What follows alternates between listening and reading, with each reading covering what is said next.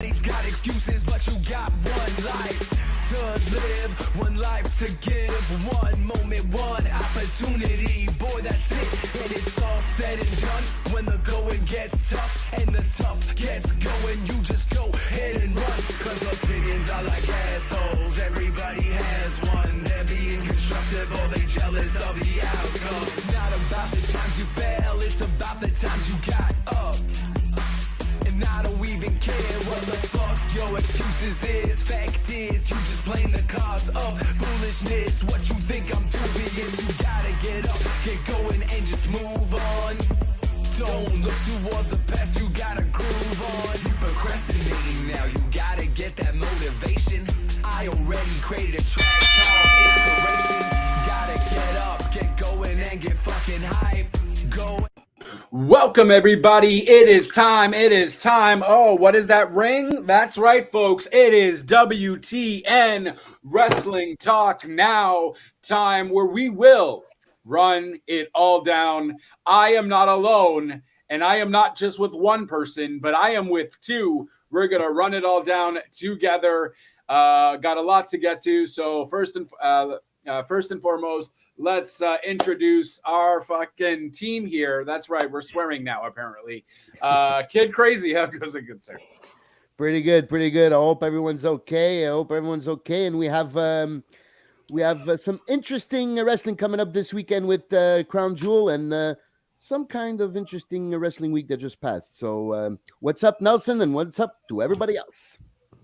There you go. Thanks for always coming on in, Nelson, and supporting as usual. Big Red, how you doing? I'm feeling oozy today, boys. Oh, there we go. Of course he did. They definitely have to make that a shirt, and I'm definitely going to be buying it. I'm buying it. Yep, I agree. Feel the ooze. So,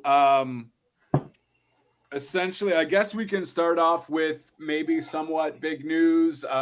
If you did watch AEW Dynamite yesterday, you had seen Jeff Jarrett show up, and Jeff who? Jeff Jarrett, I know. J. Jeff Jarrett. Take that, slap nuts. He showed up. He basically ambushed Darby Allin, and he is with the is it the Firm? No, it's not the Firm. It's the other team. It's the Trust Busters. The Trust Busters. That's it. So many freaking factions in AEW, but now he's with the Trust Busters, or so we think. But he is here to basically destroy AEW. But he is not only here as an in-ring competitor. He is actually signed to also doing backstage stuff for live events for AEW. I think it was director of... Are you sure it's the Trust Busters? Well, yeah, it's what's his name? Jay Lethal and the other guy. And Yeah. That's what they're called? Oh, okay. Yeah. Sorry. Continue. Sorry. Are you sure you know what you're talking about? Yeah, I wasn't sure. I didn't know they were called that. No, it's fine. I don't think anyone did. It's a pretty important role, though, he signed up for. I think he's director of events. Of live events, right? Of live events, which is what he did in WWE before he left. Yeah. Well, not left, fired. I think he technically left. I don't think he actually got fired. But either way, no longer in WWE. He's essentially doing the same role in AEW. And and Jeff Jarrett just continues on to be in every freaking federation that ever comes alive. You know what I mean? Yeah. Like, it was the same crap with WCW, then with Impact, and then obviously he was in WWE before. Global Wrestling. Global, well, that was his own little thing. He's appeared in GCW also. Yeah. GCW as well. What a horrible match that was. I think the only company he never stepped into was ECW. Well, Yep, I mean, yeah, that's fair. That's For fair. that Or short maybe stint of New time. Japan. So he was in he was in NWA. He was everywhere. Yeah, he was. Yeah. He's a wrestling whore. Yeah, Well, he his wasn't dad- Flair's his dad last was- match. His dad was promoter of Memphis Wrestling. Yeah, So, That's it. for He's a got long connections. He's Yeah. definitely got connections. Absolutely. And his dad and his grandma, his nanny. And I mean, he was, which is also very shocking. Obviously, the Territories episodes are filmed by Vice and not necessarily WWE. But obviously, Jeff Jarrett being there a lot, I would thought WWE would have some sort of say with what Vice does, but I guess not. So Jeff Jarrett now All Elite. It's correct me if I'm wrong, but The Rock, isn't he producer? The Rock is executive producer of so that gives you a lot of way, especially towards WWE. No, that's scratch my back, I scratch your back, you know. Yeah, that's why that's compared to Dark Side of the Ring. There's not that much WWE bashing on Tales from the Territory. They're just more just telling stories about each territory on each episode weekly. It's not that much of a petty thing towards WWE. So no, The Rock, it's a very good concept though for the territories. I like what they do there. It's almost like a table talk. Yep. Table for three, whatever it's called. Excuse me. Table 3, Red Table. Which one? And it's always the guys that were involved in that territory exactly for that. So yeah, it's interesting up to now. I think this week it was, if I'm not mistaken, was Stampede, right? Calgary. Yeah, exactly. So it's Stu Hart. So I haven't had time to check that one out yet. But was Brett in it? Yeah, Brett's around the table. Yep, and Abdullah the Butcher too. So that's okay. No spoilers nice. for you guys. Bam. And Nelson saying, I think AEW hires too many people for nothing. That's something we've talked about on this podcast before, and I think I'm one of them that definitely agrees with Nelson on that point. But I find that WWE is rehiring too many people as well. Are you referring to Emma? Is that what you're referring to here? Sorry? Are you referring to Emma? No, I'll take Emma any day. You could bring Braun back home. Well, actually, Braun, I'm loving this Braun Omos thing so far. To have Braun not be the monster there and be up against the monster, that's pretty quite interesting. Did you hear his comment about that match? Who's comment? You thought it was like Hogan and Andre the Giant. Like, dude, what are you sniffing? Yeah, but obviously he's going to promote himself. He's selling his own salad. It's only normal. But I'm talking about what I'm seeing on the screen. It's a really what he said doesn't. Basically, let me put it this way: what he said doesn't take away none of my enjoyment of watching. No, of course. If he's entertaining. So if he wants to be an idiot, he could be an idiot all he wants. Just show me some good stuff in the ring, and I'll be okay with that. But yeah, it's not the first time Braun has. How can we say this? Put his foot in his mouth. That's with true. Some stupid comments. So that's very true. I'm sure he's had foot and mouth disease plenty of times. Yeah. But yes, we like we've talked about before. I think it's because of AEW has some so short. Steve, what's up, Steve? Steve, how goes it, good sir? Because the AEW has so short time in promoting their wrestlers with two. I don't know what that's supposed to be. With 2 hours and Rampage 1 hour, because I'm not going to count Dark and Dark Elevation because nobody watched that shit. It's true though. That's true. Well, there's like 100,000 people who watch that shit. Well, that's usually what looking good. They get. We'll try. Thank you. I have to do the beard. Thank you very much. Whoa, the flowers here. But yeah, there is 100,000, but I guess that's the real hardcore. It's normal they rehired people because WWE have many shows. Yes, the WWE house shows. They have house shows. They have main event, which yes, I could compare main event to Dark and Elevation, but I would. I don't know what the numbers are for main event, but I guess main event is just a build up for them to see if you're going to be okay in front of TV for when they're going to bring you on Raw or SmackDown, right? Or whatever it is. And I don't know. Dark is not really that. You don't see people come in from Dark that wrestle a lot on Dark, wrestle on Dynamite and Rampage. Well, I mean, unless you get signed, right? Like Willow Night, you do see some people Willow, from yes, exactly. Willow Nightingale, I think it is called. Yeah, her name is Nightingale. called. Yeah, I mean, at the same time, they really got to try to incorporate Dark and Elevation maybe into the Dynamite show, some way, shape, or form. Just because they have they're not booking it properly because they have certain AEW superstars who go there and then fight nobodies, and then so you obviously know who's already going to win based off that. But the problem with that is then why are people going to want to watch? Either have nobodies face nobodies or have like a mid-card wrestler face another mid-card wrestler where you don't know what's going on. I don't know. They gotta, I feel, structure it a bit, or have like a mid-card versus a mid-card and then have like a nobody versus a nobody. Because I get it. That's kind of your developmental, and you have all these wrestlers and you take these wrestlers from that location and all that. So cool. I'm down with that.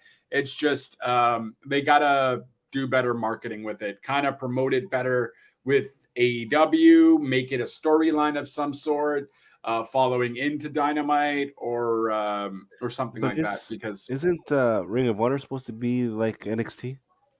Well, they should be announcing something about that soon. But I don't know if they'll use it as to develop their wrestlers. I think it's more of a niche type of thing. I might be wrong. I would think so.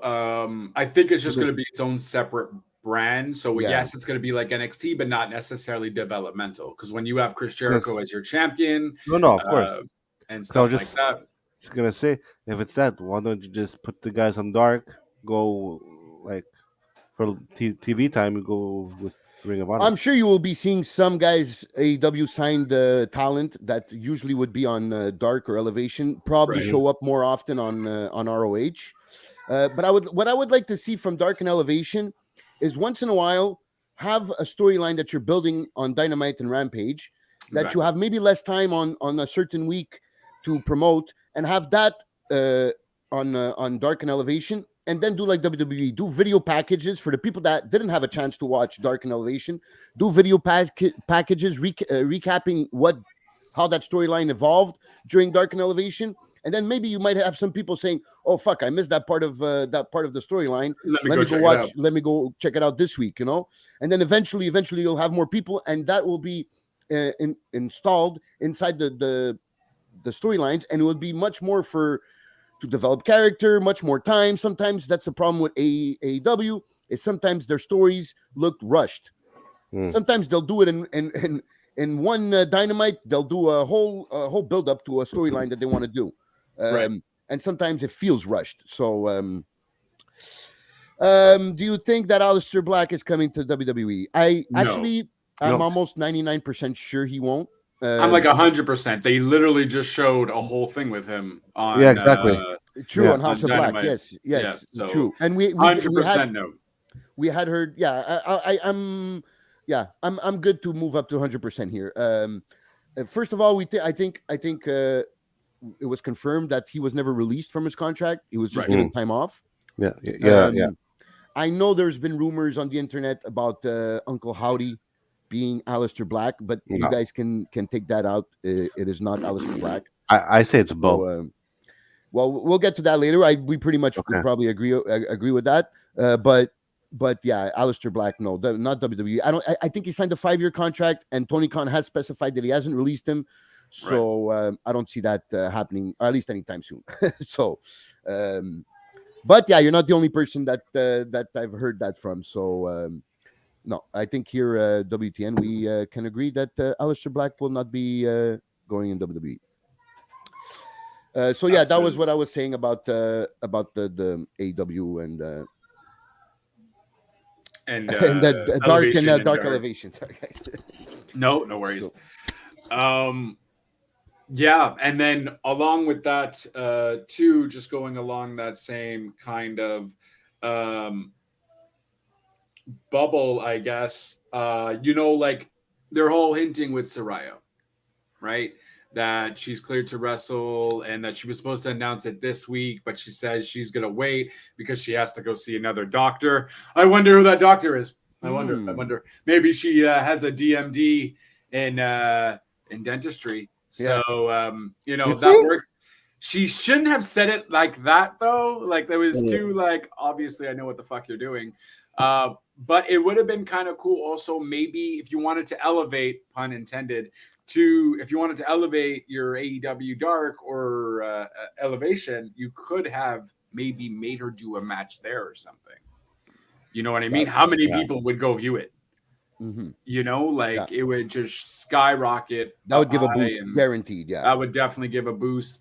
And it doesn't have to be like a crazy match or anything. Just like not obviously her versus Britt. That's obviously going to go to Full Full Gear Gear. or Yeah. pay-per-view. But that's something you could have done maybe to help with Dark and Elevation. I'm just not sure Tony's really thinking of attempting to try to ease up, get more numbers on that. I don't think he necessarily. But then why? It's not a priority yet for him. No, probably not. Yeah, but it's a very good idea because that could even could have fitted in the storyline type of thing.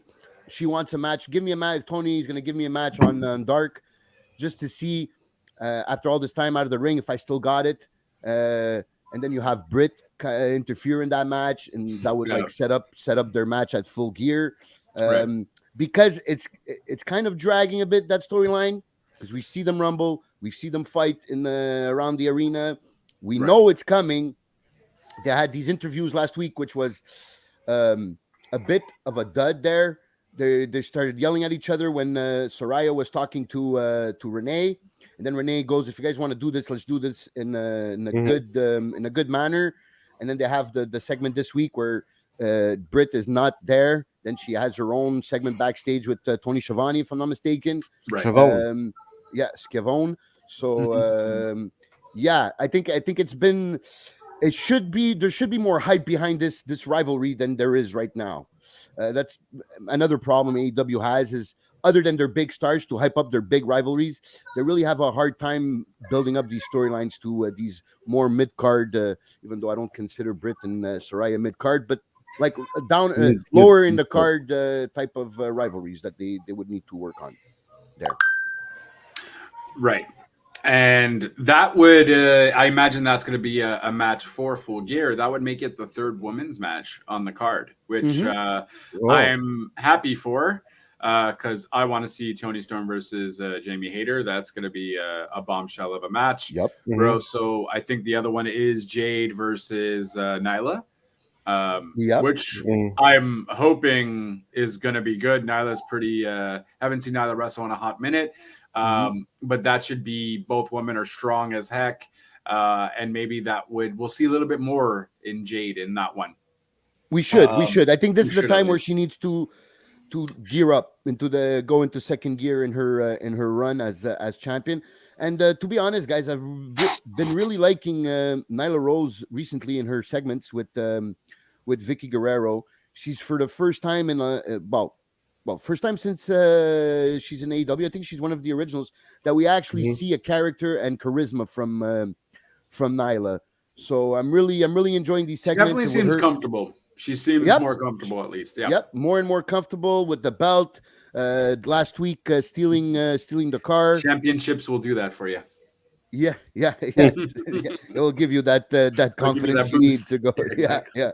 So I'm excited to see that match. Actually, probably other than Paige, Saraya, and Britt, I think that's my most exciting women's match there for Full Gear. So I'm really happy that at least AEW is doing something that WWE has a really hard time with, is giving women their matches outside of title matches, giving them storylines outside of the title picture. So well, I mean, two of them are title matches, so yeah, at least they are doing something there. That's if it's announced for Full Gear, guys. Yeah, because it hasn't been announced yet. It hasn't been announced yet, so that's true. We'll see what happens, but I think that would be a good move. And people have been bitching, and at least we have been bitching for AEW to do a lot more women stuff. So I think that would be a nice touch. Don't make it on one of your freaking specials. I think Winter is coming as soon or something. Hopefully, they save it for Full Gear. Winter is coming. The main event is it's a title match. It's a world title match. Mox against Mox against MGF. No, Mox against whoever wins the tournament they're doing. Well, no, because the Eliminator ends on Full Gear. When is Winter is coming? Oh, then it's the week before, the week after. Oh, okay. So if it's the week after, that makes sense. If it's the week before, not so much, because Mox is facing MJF at Full Gear. So having the match before Full 'Cause I saw the Gear, tournament tablet. The tournament tablet. It's probably the week after. It would make yeah, sense. It would I make saw sense the tournament. because then you don't know who's facing the number one contender. It's right. So either it's someone Mox or big. MJF, whoever wins. It's gonna be So CM Punk. that would make sense. That would make sense. That would make I sense. shall check. Da, da, da, da, da, da.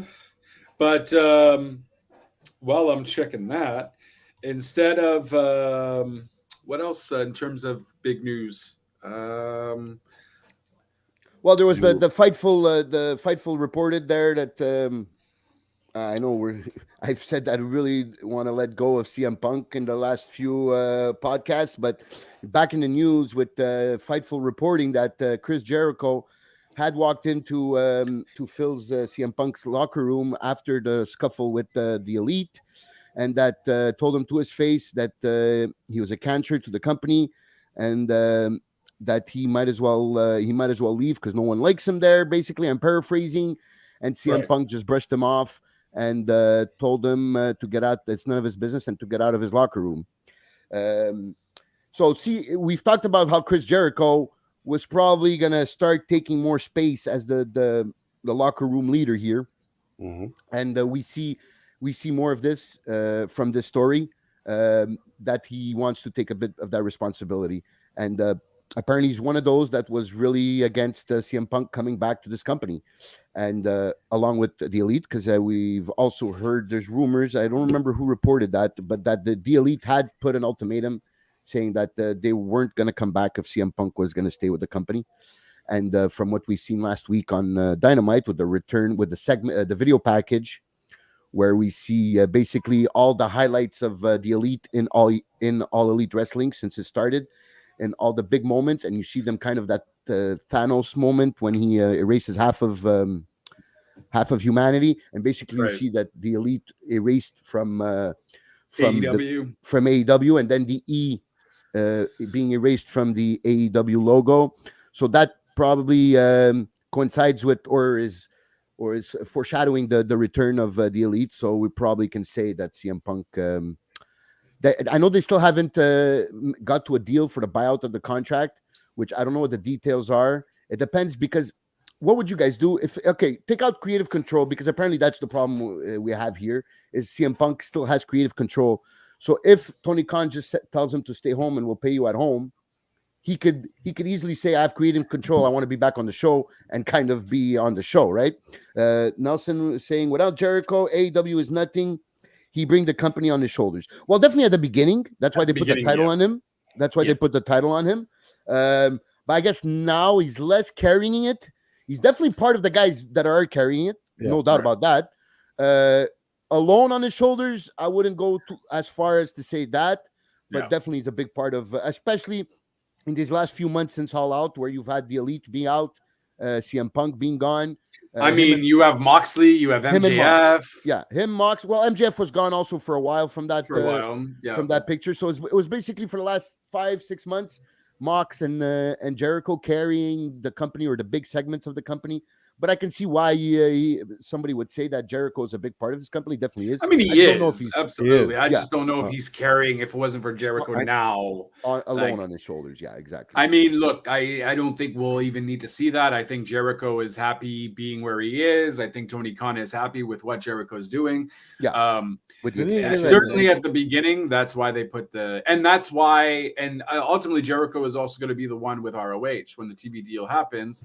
I'm sure Jericho is still going to be the champion. Yeah. And that's gonna bring a whole bunch of eyeballs on ROH now, because Jericho is the champion. Didn't Jericho get an extension? Yeah, he just signed an extension. I think 2 weeks ago. He announced it himself. There you go. So plus, he must be happy. Backstage also. So yeah, that's it. I mean, Jericho's not Punk there either, but Jericho is in a pretty role. Let's see when Jericho's not in a pretty role or does dislike something. You know what I mean? It's been nothing but butterflies and rainbows for Jericho now. Yeah, because Jericho is known to be a bit of a diva, not anywhere close what CM Punk Don't is punk it perceived out. as. Yeah. Yeah, but definitely it's known in the past, even WWE, to have some headbutts with a few talents over ego fights. So, and if you listen to his That was podcast, you see also the guy. ages ago too, Yes, right? yes, yes. So, people can mature, people can change, but I'm sure it's still there. Yeah. You hear him sometimes on his podcast. He can be over over egotistically. Yeah. You got an ego. Sometimes it could Yeah. happen, but I think he understands his role as leader, Right. and he knows how to show the example. He So does. be That's true. responsible for his stuff. So I don't see him getting out of turn here with anybody, especially now in the role that he's playing. So Right. yeah, what I was saying about CM Punk, basically, they're trying to buy him out, and the only reason you would buy him out is to save money, right? So we don't know if it's a 3 or a 5-year contract, because Tony Khan had said it was long term, so it can be 2 years. So it's a minimum of 3, maximum of 5. Now, for him to buy him out, that the deal has to be for him to save money. Wait, Jeff, how is it, Mr. sir? Jeff. Doing How good, goes it? How doing goes good, it? doing very good. So, Nice. so that's it. So unless it's creative, because if it would be me, I would just make him sit home and just get paid, whatever. But apparently, it's creative control there somewhere, and that they're scared that he'll be at home and he'll put his creative control clause into effect and say, I want to be back on the show. So they just want to rip that contract up, pay him what he thinks is fair, and get it over with. I think that's where we're at right now with this whole Phil Brooks CM Punk thing. But if he was part of the main storyline, I can see where his creative control comes in. But if he's not put on TV, yeah, I would find it hard if you have creative control and you're not on TV, and then but that's you're asking to be in a storyline. It depends what the creative control is. Is it creative control over booking, or is complete creative control? Like, okay, I won't put that guy over type of creative control like Hulk Hogan had back in the day in WCW, or is it can you control what you're all creative about? No, I about think booking? I think at the end of the day, it's well, I mean, I don't It's know. I booking, don't think I'd any of us imagine. know. Yeah, if he's not booked, But no yeah, matter. that's if he's booked though, right? So I think Okay. that's where it lies into play. So if Okay, you're that booked makes in a storyline, Then you have then yes, creative. you can say where it goes. But if you don't have a storyline at all, Yeah. what do you have creative control over? Nothing. I'm paying you to sit home. Let me buy out your contract. And with the whole legal issues too, right? How does that fall into the play? If he can't, if there's legal issues happening, someone suing someone or whatever have you, then maybe that That's ends why, up yeah. being a whole thing. And then that whole him having creative control under his contract is no longer a thing. We don't know what rules he broke or whatnot. Tony Khan's not an idiot. And I'm sure he definitely has some clauses on the contract that he can escape from. We heard a lot that it was just mainly due for the non-compete, that they were having That issues they're- for it. yeah.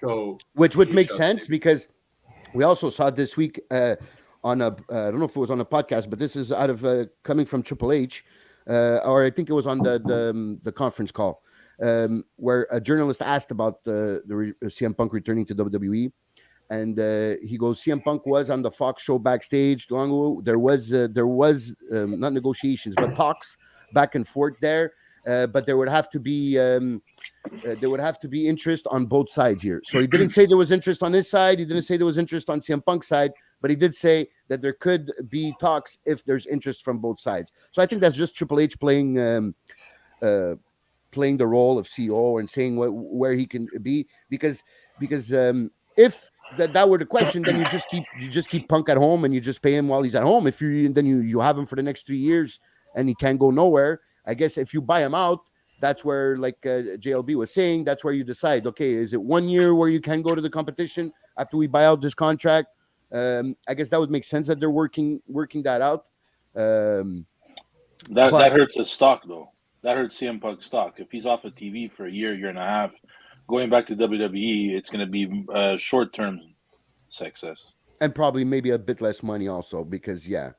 And plus, knowing everything that happened, I'm sure Triple H would play on that, saying, listen, after all this, do we really, so it would be that kind of negotiation game. But, yeah, I just found it interesting. I wanted to put that Chris Jericho, what Fightful was reporting on Chris Jericho entering CM Punk's locker room and putting his foot down as the leader of that locker room. I thought it would be interesting to talk about. So I think we allocated enough time to Mr. Phil Brooks. I wanted to make a comment about, like, I think what you said, Mike, about Jericho being maybe a little bit of a prima donna, but like when you hear stuff on his podcast, it seems it's always revolving around business. That yes, he's involved in it, but I mean, if you really hear what he says, it's always about the betterment of the storyline. Now, you may take it that it's okay. Well, he's involved in the storyline, so that sounds egotistical. But overall, it seems like every time he's made any criticism about anybody, it's always revolving the business side, like the business side of things. Yeah, You know, like, that's well, why true. are we doing this? Why can't we do this? This makes more sense, you know? Like Yeah, his that's frustrations with his last run in WWE with Kevin Owens. yeah, Big storyline that they put us on second at WrestleMania. yeah. You know? That's true. That's true. That's true. That's a point that I hadn't seen in that way, and it's true. We've heard about the stories back then, but like JLB said, it was ages ago with Brock Lesnar and that whole. Was it Brock Lesnar or was it Bill Goldberg? The fight. I think it was Brock Lesnar. Goldberg. Brock. It was Goldberg.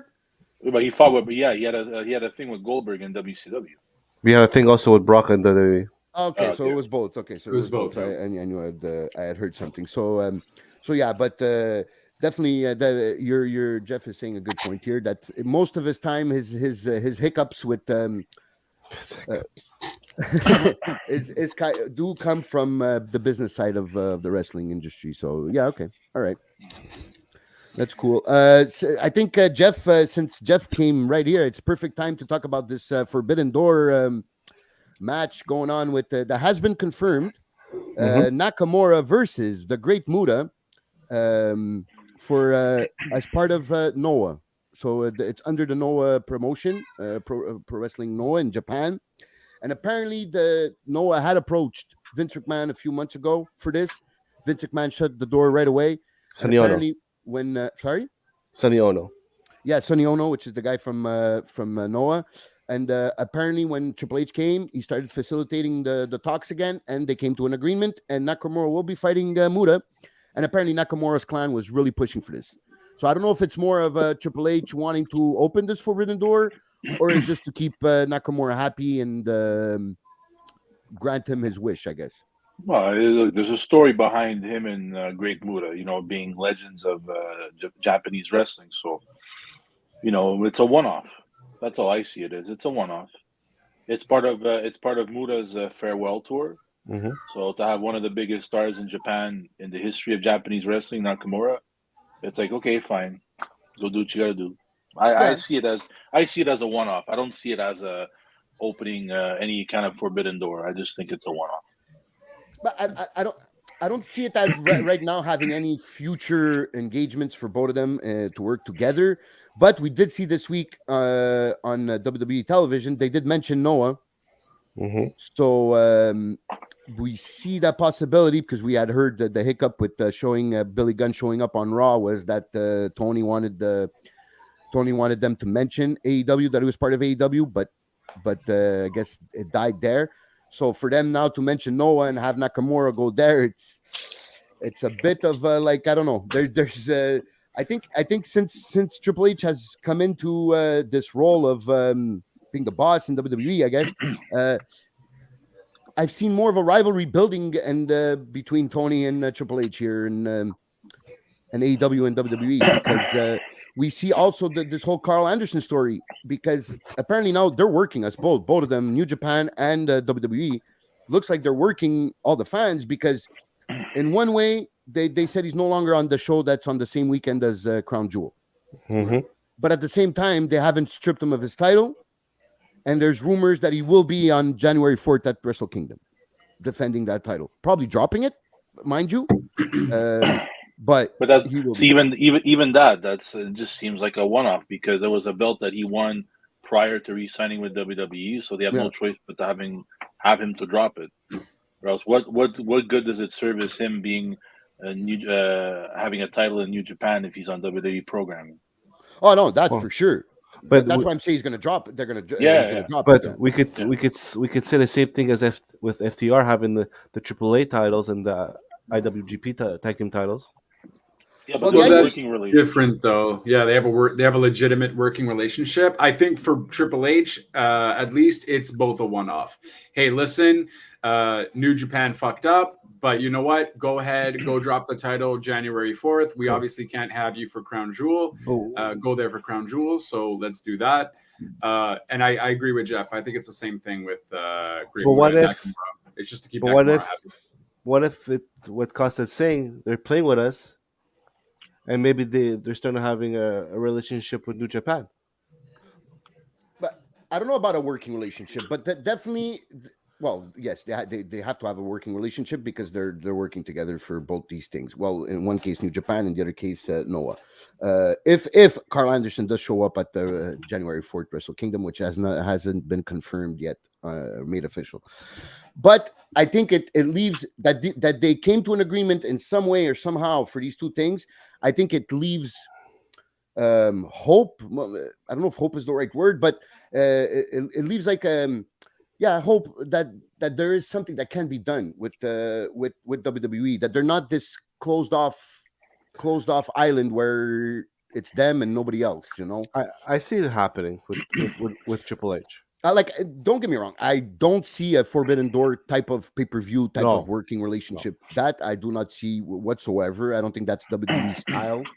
But once in a while, having these one-offs like this can do wonders for both promotions. In this case, in one case is Noah, and the other case is New Japan. New Japan is basically established. I think everybody knows New Japan. Not everybody watches it, but everybody at least knows it. For Noah, it's not the same thing. A lot of hardcore fans will know Noah, but the casual fan has no idea what professional pro wrestling Noah is. So to have them being mentioned on WWE television, to have a star like Nakamura fight in one of their events, I think does much more for them than it does for WWE. But that's the thing. I think it's also it does. Yes, I agree with that 100%. But it's also you're also promoting your own wrestler, definitely wrestling overseas. Yeah. So I think no matter what, though, even though Triple H, we've seen this change, and of course we know John, the new era has begun, all that shit there. But I think they still like being in their own bubble, regardless. Oh yeah, right, of course. Yeah.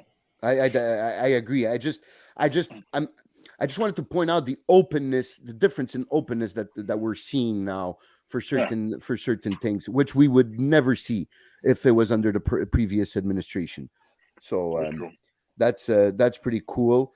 The last thing of the breaking news is the PWI. They announced the PWI top 150 women wrestlers of the year. So this goes from September 2021 to October 2022, or the opposite, October 2021 to September 2022. Sorry. And I just wanted to touch. I know JLB has the list close by. It's a Japanese wrestler that got number 1, and Bianca got number 2. I think her name is Syuri. Syuri. Okay. Saru. I don't know. She got number 1. Apparently, she's in Stardom. Apparently, I don't follow Stardom too much, but from what I've read after reading her name in that list, apparently she's been on fire this year, and so that's why she was first, and Bianca was second. But my hick here, your hiccup. Your hiccup. My hick. With this list is Jade Cargill. Not that Jade Cargill at number 6. Because I could see Undefeated, the run, the charisma. She's number 5 technically, so it's even worse. Number 5? Top 5. Oh, okay. So number 5. I don't see the problem here. The problem I see here is Mandy Rose being 21. And I'm not saying she deserves to be in the top 10, but maybe closer to the 10 than to the 20. If you're gonna put Jade in the top 5. And she should be closer than 16 slots down. I think I would put her top 10. Liv Morgan even beats her. Wow. In front of Mandy? Morgan is 17. Now look, I get it. The PWI is obviously it's kayfabe. It's based off wins and losses and all that. But I mean, Okay, but still. if it goes between the wins and losses, Mandy should be up there because she's She's been champion for a for a year. year. So She's she been hasn't lost in a champion for year. Yeah, that's a fair It's point. what they say. I think I've heard because the guy that does the podcast in French here in Montreal, he's part of the committee, the counseling committee for the PWI 500 and Oh, 150. he's fucked. Oh, cool. His name is Pat Laprade, and he's Right. also the one who's wrote the book for Andre the Giant. What's They his call name? him Pat Patrick Laprade. Laprade. Yeah. He's a hockey. They call him a wrestler historian when he Pat- does interviews on TV. Pat what? Sorry. Laprade. Patrick Laprade. Yeah. Allah. I saw him this Laprade. week. Never heard of him? Yeah, he's from Anjou, no? Because I saw him Yeah. at No, he works at near Les Arts d'Anjou. Yeah, that's it. Because I saw him at the Building. Archambault and at des Alpes d'Anjou Yeah. once. Yeah. Yeah. Send them So, a message. So him apparently what he's saying is that they see the NXT title not as prestigious as the TBS, and that's where I completely disagree, because of the women that have held the NXT title are all top women, including the four horsewomen. Are probably the four best women wrestlers of the last 10 years. 10 years. I could comfortably say 10 years. All the big champions there. The fact that she's 1 year champion, she's put on some good matches. I wouldn't call them classics by any means, but she's put on some good classics considering her wrestling ability. Her mic skills are very good. Her charisma is very good. And Jade Cargill is just as charismatic. She's undefeated. She's TBS champion, where there's not much history there. She's the one that's building the legacy of that championship, basically. So I don't see the disparity. Disparity. Oh my God, disparity. I don't see the disparity in places and slots difference being fair here. So I don't know. I don't know if Jade Cargill should go a bit downer or if Mandy Rose should go a bit higher, but I definitely see too much space in between these two. It's subjective, you know. I mean, it's one person's or a committee's opinion. Committees. I mean, Yes, you're exactly. not going to make everyone happy with this, you know. Oh, that's guaranteed. And apparently she was when Pat missed, because Pat missed one of the first meetings, and then he was there on the second Zoom meeting, and apparently she was lower than that, and he's the one that pushed her to go to get back higher. But he was kind of defending it. I understand he's defending it because he's part of the committee, the council committee. So I understand he's defending the situation. But I just thought it was a big space in between the two. But she's legit right after Becky Lynch. Like, out of all the female wrestlers, I don't know. I feel like I'd put Charlotte above Jade. I put Mickey above Jade. Britt Baker above Jade. I don't know. Tony Storm, who's not even on the top 20. Mm-hmm. But again, keep in mind, this is October, you said, to September. Yeah, October to Tony September. Storm's only really been doing anything, maybe February? Like, really having a lot more matches. She had a time off. So Tony Storm is 25. Yeah. And plus all that storyline, I think maybe with the Charlotte Flair before leaving WWE with the pie in the face and all that. It wasn't her best work, Tony, but she has been on fire since joining AEW. I think she deserves a bit higher than 25. It's a bit weird, and like JLB says, and I want to make sure it's clear that this is a big part of it. They do count victories, so it is kind of kayfabe. They also technical abilities, charismatic, crowd reactions, and all that, mic skills, and all that. But I just want cut the shit, Kid Crazy. Cut the shit. Okay. I don't want no problems, Jade. I don't want no problems. You know, I do want those abs though. Those are some nice abs. That's fair. She does work out. Yeah. And So, Bow Wow yeah, wants some of those abs too, but I think they're kind of doing a storyline with that though. No, because they did mention it on Dynamite. Oh, did The they? whole Bow Wow comment. Yeah, they did. Oh, so I mean, okay. they got to be doing something because you had Rick Ross there. They mentioned the Bow Wow thing. Mike Tyson's going to be on Rampage on Friday, So they're trying to get a lot more celebrities involved. So we'll see. We'll see kind of what happens. But Rick Ross was having fun though. Yeah, Rick It Ross looked was like he was having having fun. He's probably already wasted. He was good. Though. Guaranteed. Him being with Swerve was a bit weird. Oh, it's all positive when Swerve is a heel, but whatever. Rick Ross is Rick Ross. He's like, everyone just drink. Fuck it. Stay positive. Let's go. Yeah, he's calling Keith Lee a liar. He's pointing at him. Yeah. He really enjoys that little acting moment, I guess, he was having there with Swerve and Keith Lee. But they are definitely, AEW is definitely pushing a new a kind of celebrity here, try to boost the ratings a bit. They're having a bit of a hard time, not a hard time because they've been pretty stable. It's been around, other than that Tuesday night edition of Dynamite, they've been always around the million, whether it's a bit lower or a bit higher. They're always around there. So I guess he's just trying to get that next push to the next level, try if they could break that barrier. Did they announce the ratings for this week already? Yesterday? No, I didn't see yet for yesterday. But I know last week I think they were back at the almost a million. They didn't reach the million, but almost a million, 900 something thousand. Back from the week before when it was on Tuesday, which was almost 800,000, 700,000, something like that. So yeah. And keep in mind that we're also going up against the World Series 2. Yep. So that's definitely gonna have a play into that. They did go Phillies. From a Dodger fan, go Phillies. I can't like the Astros. I hate the Astros. Okay. That makes sense. No. That makes 2017 sense. still hurts. That makes sense. Okay, that makes sense. I forgot about that whole Astros thing. Anything is better than a Yankee. So 911,000. 911,000 this week? Yeah. Okay, so they're around 8%. The same thing again. So they're around the same 10%. So they're definitely trying to push and trying to break that million mark again with the announcement of Mike Tyson. That's on Rampage or Dynamite? Rampage. Dynamite.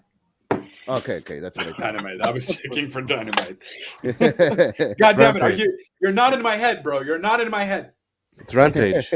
Tyson's gonna be a Rampage. Yes, it's in Atlantic he was City. Asking for the viewership, though. Oh, sorry. I thought you meant words. No worries. They promoted. Yeah, that's it. So, so I guess that's why they're pushing this whole celebrity thing. They don't want to break some. And even I think Rampage does need a little boost here, because it's been really bad recently. They had reached their. Yeah, it's always going to come down to that. Yeah, it's always going to come down to that. It's a time slot and on a Friday night, and I don't know how they're going to work around that. So until they do, I guess we're going to keep on saying that either they start before SmackDown. So like this, they don't get that competition against SmackDown with Fox, because that's going to be very dangerous. Mm-hmm. Or I don't know, or you pick another day. Saturday. I don't know why they don't try Saturdays. I would still do Saturday mornings. No one's gonna watch on Saturday. Saturday mornings, not that much. If they stay an hour, the best slot is the 7 o'clock Friday night slot, the hour before SmackDown. That's no doubt about that. You're unopposed. There's no other than maybe some other sporting event that might be happening on another network, but generally you're unopposed. SmackDown's an hour after. Anyone who watches wrestling will be watching TNT for that hour. Right. Hopefully, at least in their mind. But that's it. Yeah. Do from 7 to 8. If the plan is really to keep it in an hour, that's the best time slot. It's the best time slot. If you want to make it 2 hours, if you want to do 2 hours, 6 to 8, just make it earlier. The problem, I think, is TNT. The problem is TNT. But I feel like they only play movies. But that's what I was about to say. That's their problem, is that all they do is play their stupid made-for-TV movies, which was a problem that WCW had back then too. That the company only seemed to have cared about that. Now, granted, they have new owners now. Is Discovery gonna try to maybe want to change the perception of TNT and maybe look at seeing what works? This being leading into an actual full year that they own the Warner brand, So I think it's because it's a question of I guess money, I guess, because it costs them nothing to buy the rights to these movies, and they do get not that bad ratings. So like it costs them peanuts to buy the rights to show these movies on their channel, and that's where it comes into play. They pay a lot of money for basketball on TNT and for baseball on TBS, and Yeah, but that drives numbers though. That drives yeah, money. that guaranteed drives numbers. They pay okay, but I think they're still paying way below the price they should be for AEW TV. I think it's at 30 million or something like that a year, which is nowhere near where it should be with the numbers that they're getting. Like $1 million for Dynamite, 500,000 for Rampage is not 1/5, because they are getting paid basically 1/5, even 1/6 for SmackDown, compared to what SmackDown is or those networks are paying WWE for those shows. So I think they deserve more money there. I think that the TNT Well, that's will give coming it to up them. though, no? Yeah, Because it was a 3-year contract, so that's yeah, when they started renovated. Dynamite. They renovated. They extended once. So I think now it's up to 2025.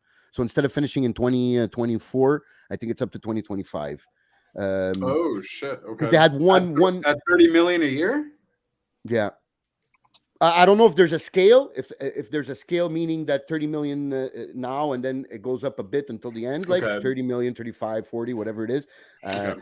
But I know that this year that just finished, it was $30 million that they received. Yeah, I think that's what Jericho explained on when he was on their AEW Unrestricted. He kind of explained how the initial deal was, how it was like a based. I can't remember. If you go listen to what he said, he explains it. I think what it was. I think I remember that, and I think the initial deal was before they extended was shared revenue on ads. So they weren't paying them. Right. They weren't paying them to be on the show, but they would share the revenue, the ad revenue. And then after that, when they extended, when they did a year or whatever it was of good numbers, then that's when they started paying them just to be on TNT. I don't know if they still have a share. I wouldn't think so, of ad revenue, but that was the first deal. And then they extended. This was the second deal. And hopefully the third deal is with the one where they could really become a big player in this, because it's all about money. I know Tony Khan has money, but nobody wants to bleed money for no reason. You understand? You could invest, and thinking you'll have a return in a few years, but you're still expecting a return in a few years, one way or another. So I guess that's the breaking news. Are we forgetting something? I don't think so. Did we talk about Vinnie Mac? Oh yeah, JLB can explain that for the fans. Yeah, there was kind of a closure in the investigation there. What am I explaining to the fans? He doesn't even know. Well, the whole Vinnie Mac investigation that's finished. Okay. So the third quarter WWE report came out, and basically the investigation is now officially finalized. The total amount is 19.5 million that Vinnie Mac had paid as for hush money, and they are going to be losing a lot of money, because for the investigation, it was reportedly like 17 million to do. So they're just losing a shit ton of money due to the Vinnie Mac's. And I'm sure they paid. I'm sure they paid extra money to stop the investigation. Yeah. Well, it depends. We'll know from the results. We'll know from the results of the investigation if they ever make them public. We'll know. I don't think. I mean, at this rate, I don't know, but I mean, that's probably it, right? Because it was around that number that we were hearing about. It was like 7 million to 1, and so I think that's where they stopped. So Jeff might be right on that. They probably from the articles. Yeah, you're right. Yeah. So they probably just stopped there. Like, okay, listen, there's no point. He's fired now. Like, let's move on. Like, but what's the point now? He's gone. You know what I mean? And that's why Vince ultimately stepped down, because then they would have just kept on investigating, and this is a show. And this is, just to be clear, this is the WWE's investigation into this matter. Well, no, it's the third-party investigation. Well, yes, sorry, but I mean, yes, the WWE hired a third party to conduct the investigation, and that's their investigation.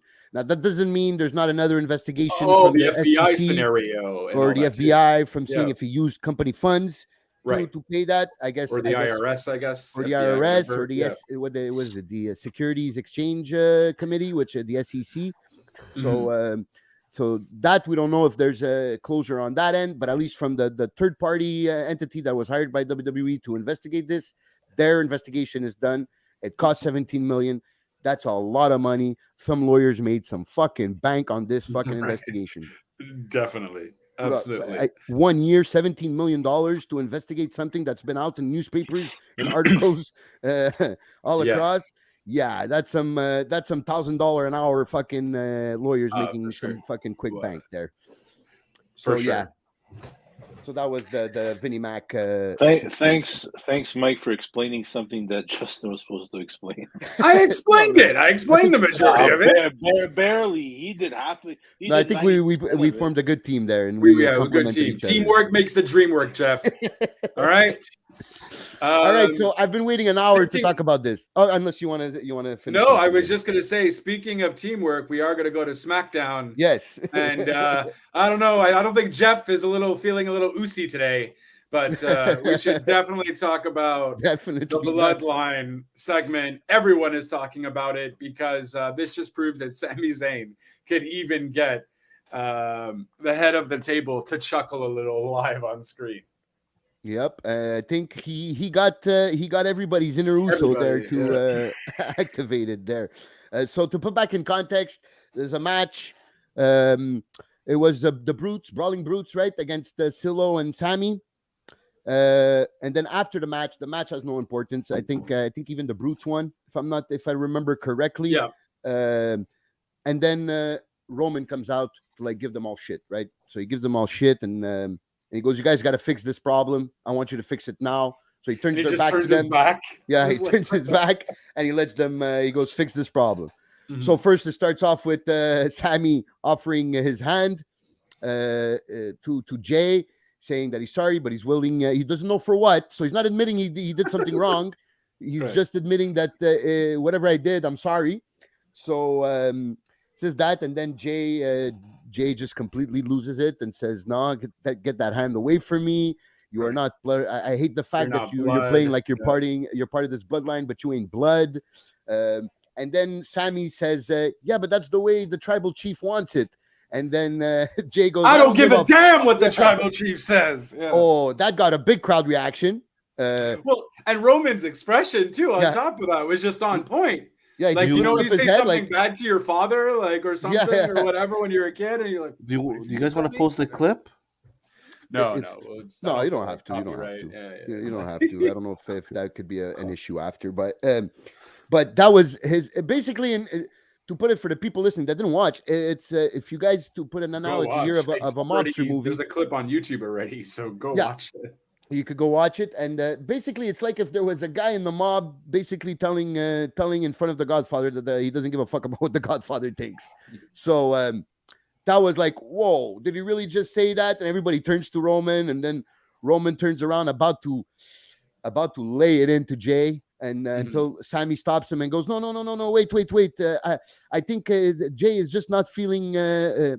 Hasn't been feeling really oozy lately, and then that just makes everybody crack up. The instant chants from the crowd, oozy, and yeah, it took them a few seconds because they were all laughing.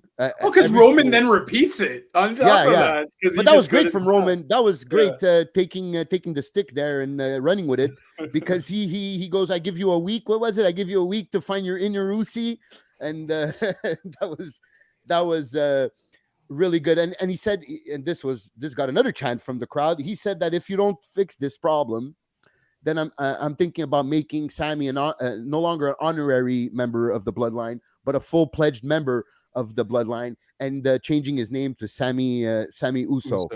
Oh, did that get Jay fucking? He was trying not to laugh at the same time because he was still laughing from the Usos, from the UC joke, but that was. He's like, got him in the reaction, and right away got the Sammy Uso chants right away. So we understand now why Triple H stopped everything because there was supposed to be a reunion of Sammy and Kevin Owens here recently, and apparently Triple H decided to scrap that due to the popularity of Sammy with the bloodline, and that is the payoff that Triple H was talking about. That what happened on Friday, and people say, "Oh yeah, but now it makes them look like baby faces." I don't care. That was great television, one way or another. Yeah. Yeah. And everybody was talking about it completely. Yeah. Russo had even give kudos to Sami Zayn, and he made a whole comment about that. Not like it fucking matters what Russo says, but he was even mentioning that he liked it and so on. It was the best. I mean, the Bloodline has been the best thing going for a while since, I guess, Bray came to help join it and help it out a bit. But yeah, Sami Zayn and Bloodline are just gold. Yeah, everything they touch is money, and it works out. I mean, and even adding Kevin into it would be nice. I think it would still kind of work, Kevin trying to get Sammy to come with him, type of thing, kind of thing. You could still make that happen for a little bit longer too, because Kevin too also has that personality where you can put him into anything and he'll make it work. You know what I mean? Maybe a little too many Montrealers in one in one segment might not be so great, but I definitely think there's ways to work him in here. Definitely in the ways you're saying, if it's part of a secondary storyline about trying to get Sammy to realize that he doesn't need the bloodline or whatever. But definitely this made me think, well, the way Sammy has been performing has made me think that maybe Sammy can be the guy to take the belt off Roman. Say what? That's I wouldn't mind it, but wow. I don't know. I'm very conflicted though. Like I wouldn't mind it, but it's also like, wow. If he continues on this push that he's getting, then yeah. Mm-hmm. If it really pays off, then the payoff would be I can see that happening if he continues gaining more and more and more popularity. Yeah, a kind of a double turn here, I think would work for both of them. But I don't know, with all this WrestleMania talk and with the Rock and stuff, it makes a bit of confusion. But if you're just thinking about Sammy and Roman storyline wise, I think a double turn here would be good. Like bring Sammy to the highest of being over with the bloodline, and the slow turn that we have been seeing of them becoming kind of baby faces, but not real all out baby faces. And then have that sick turn at a big pay-per-view where Sammy turns on Roman, and Sammy can be a hell of a heel also. But I mean, does that make Sammy heel though or face? Because Roman's group is a heel group. Yes, right? but that's why I'm saying popular as fuck. But yeah, that's it. That it's because they're so over and people are loving Sammy in the bloodline. I think Sammy turning on them, people would see it as a heel move. Because people are loving this every week. They're waiting for these segments with the bloodline. They love Sammy. They chant for him, but they love Sammy in the bloodline. They're loving this storyline. Now, if Sammy was to fuck this up. I think it's hard to predict, though. If you're Triple H, it's really hard to predict. How will the fans react to this? Will they just be disappointed? Will they cheer for Sammy? Will they boo Sammy now? What does that make the bloodline? Are they faces? Are they heels? Mm-hmm. You know what I mean? Because I feel like Sammy would go face if that happens. And Sammy as a face, I don't think is his best work. He's great as a heel. You know what I mean? A chicken shit heel. So yeah, I think it's if I'm in Tripp's shoes, it's really hard to predict. I don't know how I would go about doing that. That's why I think you need Kevin to kind of drag him out, or Kevin to do something, and then Sammy's all conflicted. You can't have Sammy doing it by himself. It's either Sammy and CO there, or Solo? It's like Solo, Sikoa, or Sikoa, whatever the fuck his name is, Sikoa, or Sammy and Kevin, or maybe they form their own little group or something. Or heck, who knows? Maybe it's Jay who ends up getting the boot. I think Jay is also a possibility to take that belt off Roman. I just don't know if he has the. I mean, he's faced him in Hell in a Cell, and right? those were all. I think it was 3 matches in all that they had, or two or three matches, but they're all fire matches. They really have good chemistry when it comes to the ring with each other, Roman and Jay. I think Jay's a possibility here, but they have to make him. They would have to make him a bigger star individually. Put him back, start putting him back with having some single matches and having some bangers on. Uh, but I do see storyline wise where it could go, where that could go. That could be a good storyline. You know, have Jay be the one break away from the bloodline and go for the belt. Yeah, so that was probably the best, definitely the best wrestling segment of the week here, coming from SmackDown. Then we had absolutely no use for this match of the New Day versus the Maxime male models. I don't know what they're doing. They really have no idea what they're doing with those guys. Right. They got to LA Knight to break away LA Knight from that. I'm happy for him, but something has to be done about the group. I don't know why they're still putting him, throwing that group down our throats here. I don't see where they want to go with this. I don't know if you guys see anywhere where they can go with this. Well, I don't even. What's the storyline there? Nothing's really happening. They're just putting them in random matches. And Random that's it. matches, basically. There's nothing going on. I don't think they know what to do with them. I think that's just what it boils down to. Yeah. Or they're waiting until after Crown Jewel to kind of make a storyline go further with that. Well, maybe. perhaps. Yeah, maybe that would be because technically you would think, okay, you just separated them from LA Knight, so they would have a feud with LA Knight in them, but Right. it doesn't look like they want to go that way. So they brought completely LA Knight to another place. So yeah, and then in that same segment before commercial break, we had a backstage brawl. With that, I'm interested in seeing. I prefer these two like that than with belts around their shoulders for now, and that's Liv and Sonya Deville. So they've been brawling for a few weeks. Hopefully, it's going to end up for a good program between the two. I think that fits better for both of them. Liv with the championship wasn't working, and but I do like her little Harley Quinn character going on. Her smiling when she's getting beat up. I think that part is interesting, and I think a program with Deville can do wonders for both. Other than that, I don't think it was much of importance there.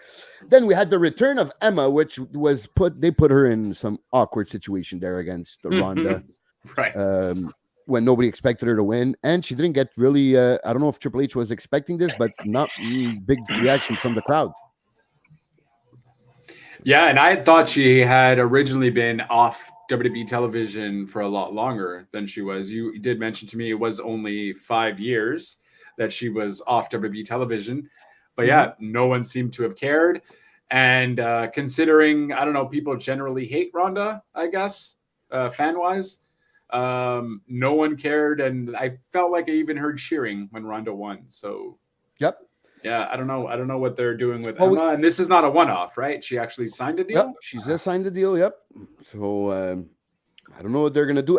Triple H did like her, I know, because he sees her and AJ Lee and Saraya as being the predecessors to the women's revolution. They're the ones who basically initiated the women's revolution before the four horsewomen came. Right. So I know he has like kind of a bias towards those three, and now he lost Paige before he could get her back. So I guess that hurts, and so tries to bring back Emma. I don't think there's a comparison here with Emma and Paige at all.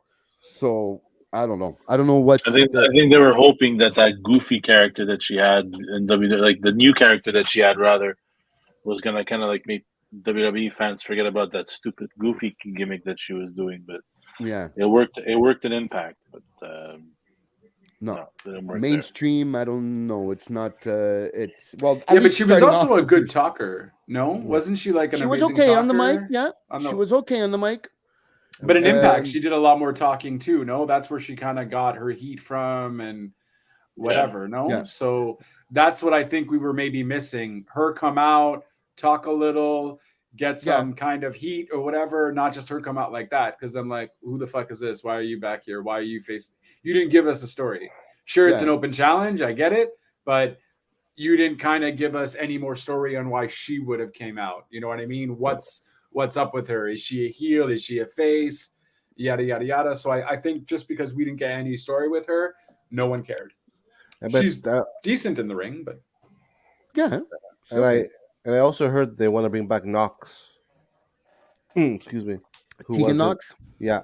who's also another Australian. So maybe there could be a tag team there as well. Okay, that's maybe a path there for Emma. That would be okay, I guess. We do need. I'm not gonna lie. The WWE do need women's tag teams Right. because that's a really a low point that they have. But I guess we'll see. Then we had the mystery. We're waiting for the mystery partner to the hit row. And I think we've talked about this on this podcast. We would have really, I guess, we would have really enjoyed it being Carmelo Hayes, that were to join the hit row in their match against Legata del Fantasma, and we got Shinsuke Nakamura to a pretty good pop from the crowd there, but no rap. The commentator, I don't know if it was Corey Graves, but he said, "Oh, look, Fab, what's your name? C Fab, I think, or B Fab? B-Fab, B B-Fab. Fab, yeah." She said, "Look, B Fab has no heels. I guess she's preparing for a tussle with Zelina Vega. So because usually she has those big, long ass fucking heels. So I think that was the best part. Since they got their victory over Legado del Fantasma. Not a great match. I don't see where they're going with this. I guess Hit Row and Fantasma, that story continues. Is Shinsuke just a one-off for that match, or would he continue in that storyline? I don't know. I get like someone else on as part of Hit Row. Then, if you're gonna do that, don't keep switching people.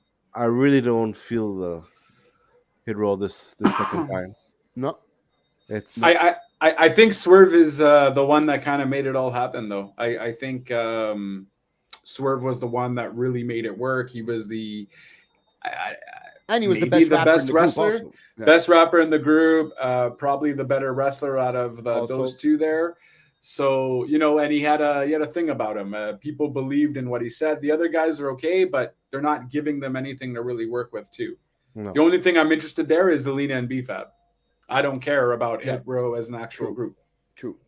They need somebody at the front of that group with charisma and that could carry that group in promos and in programs in build-ups for other rivalries. That there's definitely something missing there, and now you see the value of Swerve, which I didn't see it when I just thought Hit Row was good, but I didn't see that Swerve was the reasoning here. Yeah.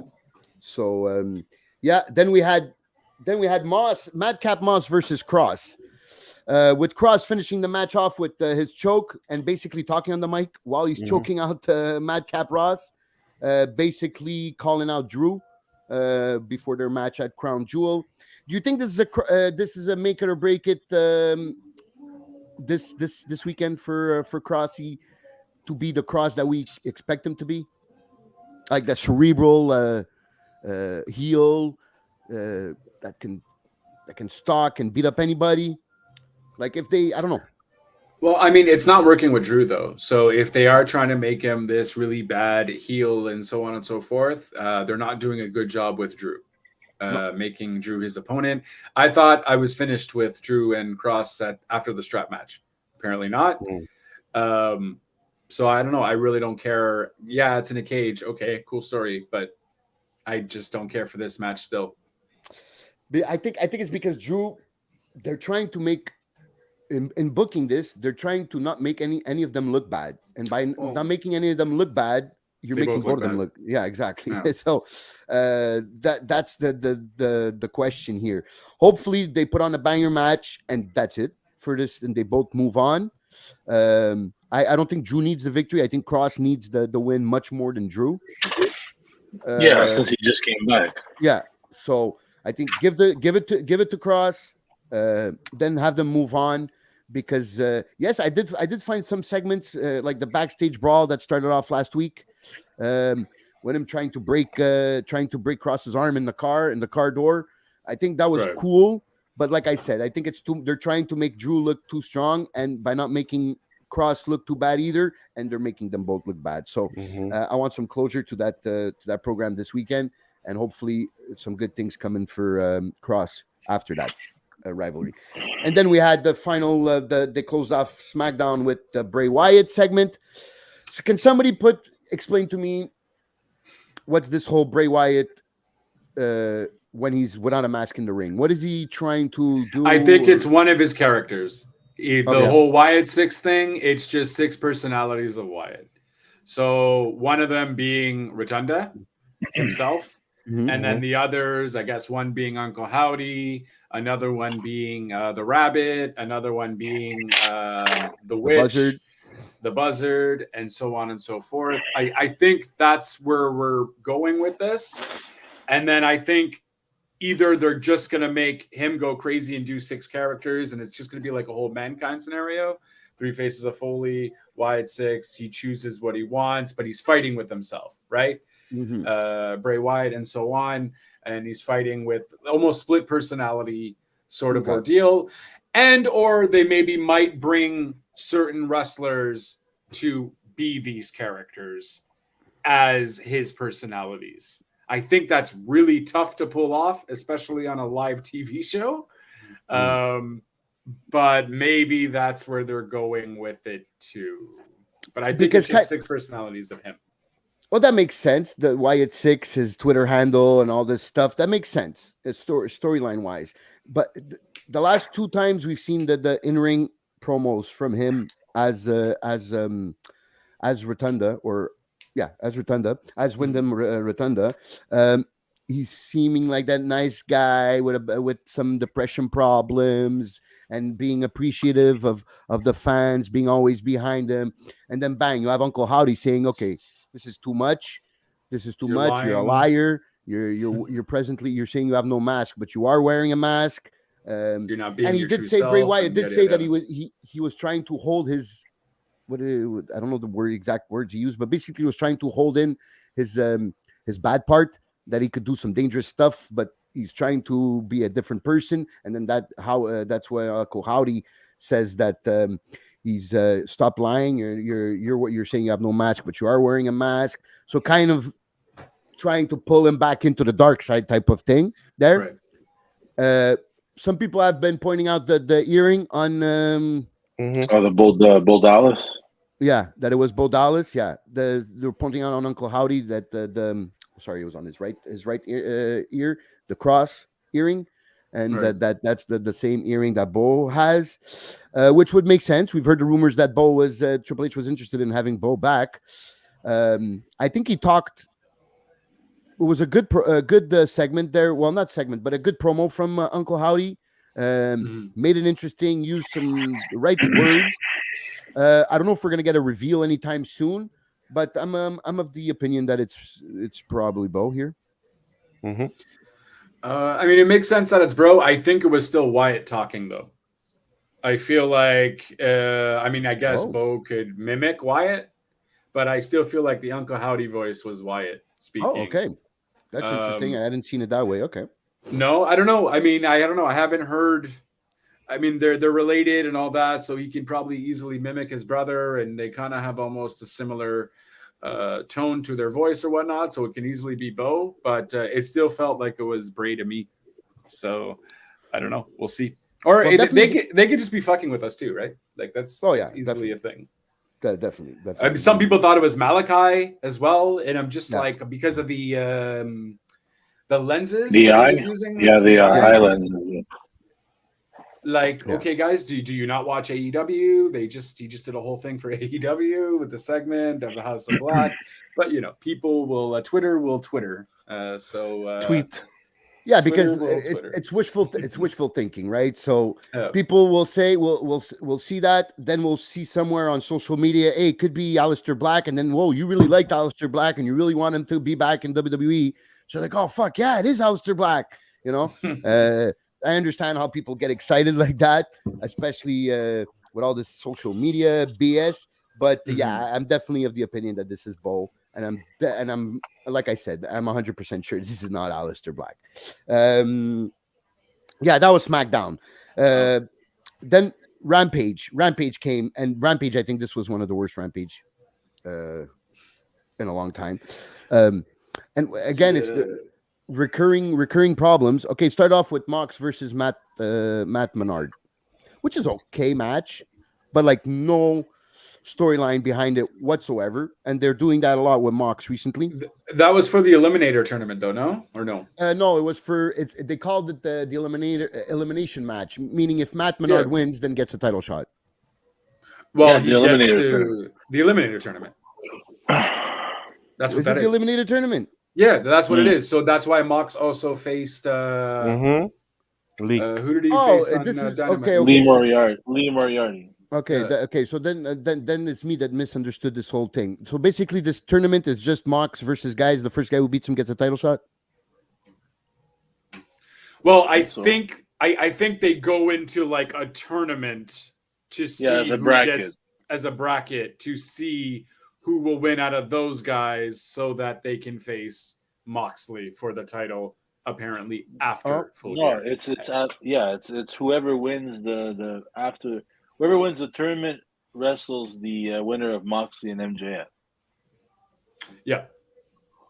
But I just don't know how the tournament's working because Moxley just beat two people. Yeah, and you're not gonna have Mox lose against anybody, right? No, but there's a bracket I think they're showing on Rampage. No, are they gonna show up the bracket? That is correct. Yeah. Thank you.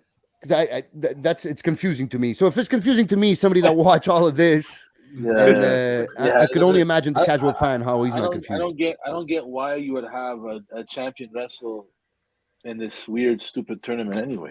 Because I believe whoever beats Moxley gets a chance for the title. Yeah, but we all know that's not going to happen.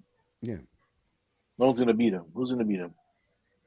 Well, especially not before he fights MJF. Nobody's going to beat him before he fights MJF. No. Well, unless there's some cheating that happens, because also Ethan Page is part of it, right? So with the firm and all that, the firm helping out, Ethan Page wins, and so on. But I just don't get, though, because the person that beats Mox doesn't necessarily get the title shot. Don't they then go into the bracket to see who faces Mox, and then the winner out of those people that beat Mox? No, they become the number one contender. After the first person that beats Mox ends up becoming the number one contender. I believe, yes, and I believe their match is after MJF. So there's an open challenge. It ends. Well, that's the thing. They said it ends at Full Gear. That's it. So that means there's a match, though, happening at Full Gear for the finals between two people to see who will face Mox at a later date. No? Apparently, it's confusing. Apparently, yeah, it is confusing. Well, I don't know anymore. Because when you beat Mox, then you go into the bracket, but nobody has beaten Mox yet, so the brackets are still empty. Or is it the first one who beats Mox gets a title shot after Full Gear? You're confusing me, Costa. No, it's Jesus. Oh my God! it's one or the other. I think we're overthinking it. So Dante Martin and Ethan Page are the only two wrestlers who have officially entered the tournament so far. Okay. So technically, everything we're seeing is to see who enters the tournament. So even if with you Moxley lose, facing someone, no, Moxley. If Moxley beats you, you don't enter the tournament. But wait. Moxley beat Page. But no. Ethan Page. That was last year. Ethan Page, not Hangman. Yeah, they didn't fight. Wrong Page. No. And I thought Page was going for the All Atlantic. Yeah, that's No, but he's in the tournament. But did Moxley face Dante Martin? I haven't. No. Yes. Well, yeah, maybe but not now. Not recently. Not now. No. Not recently. So how did these guys get into the fucking tournament then?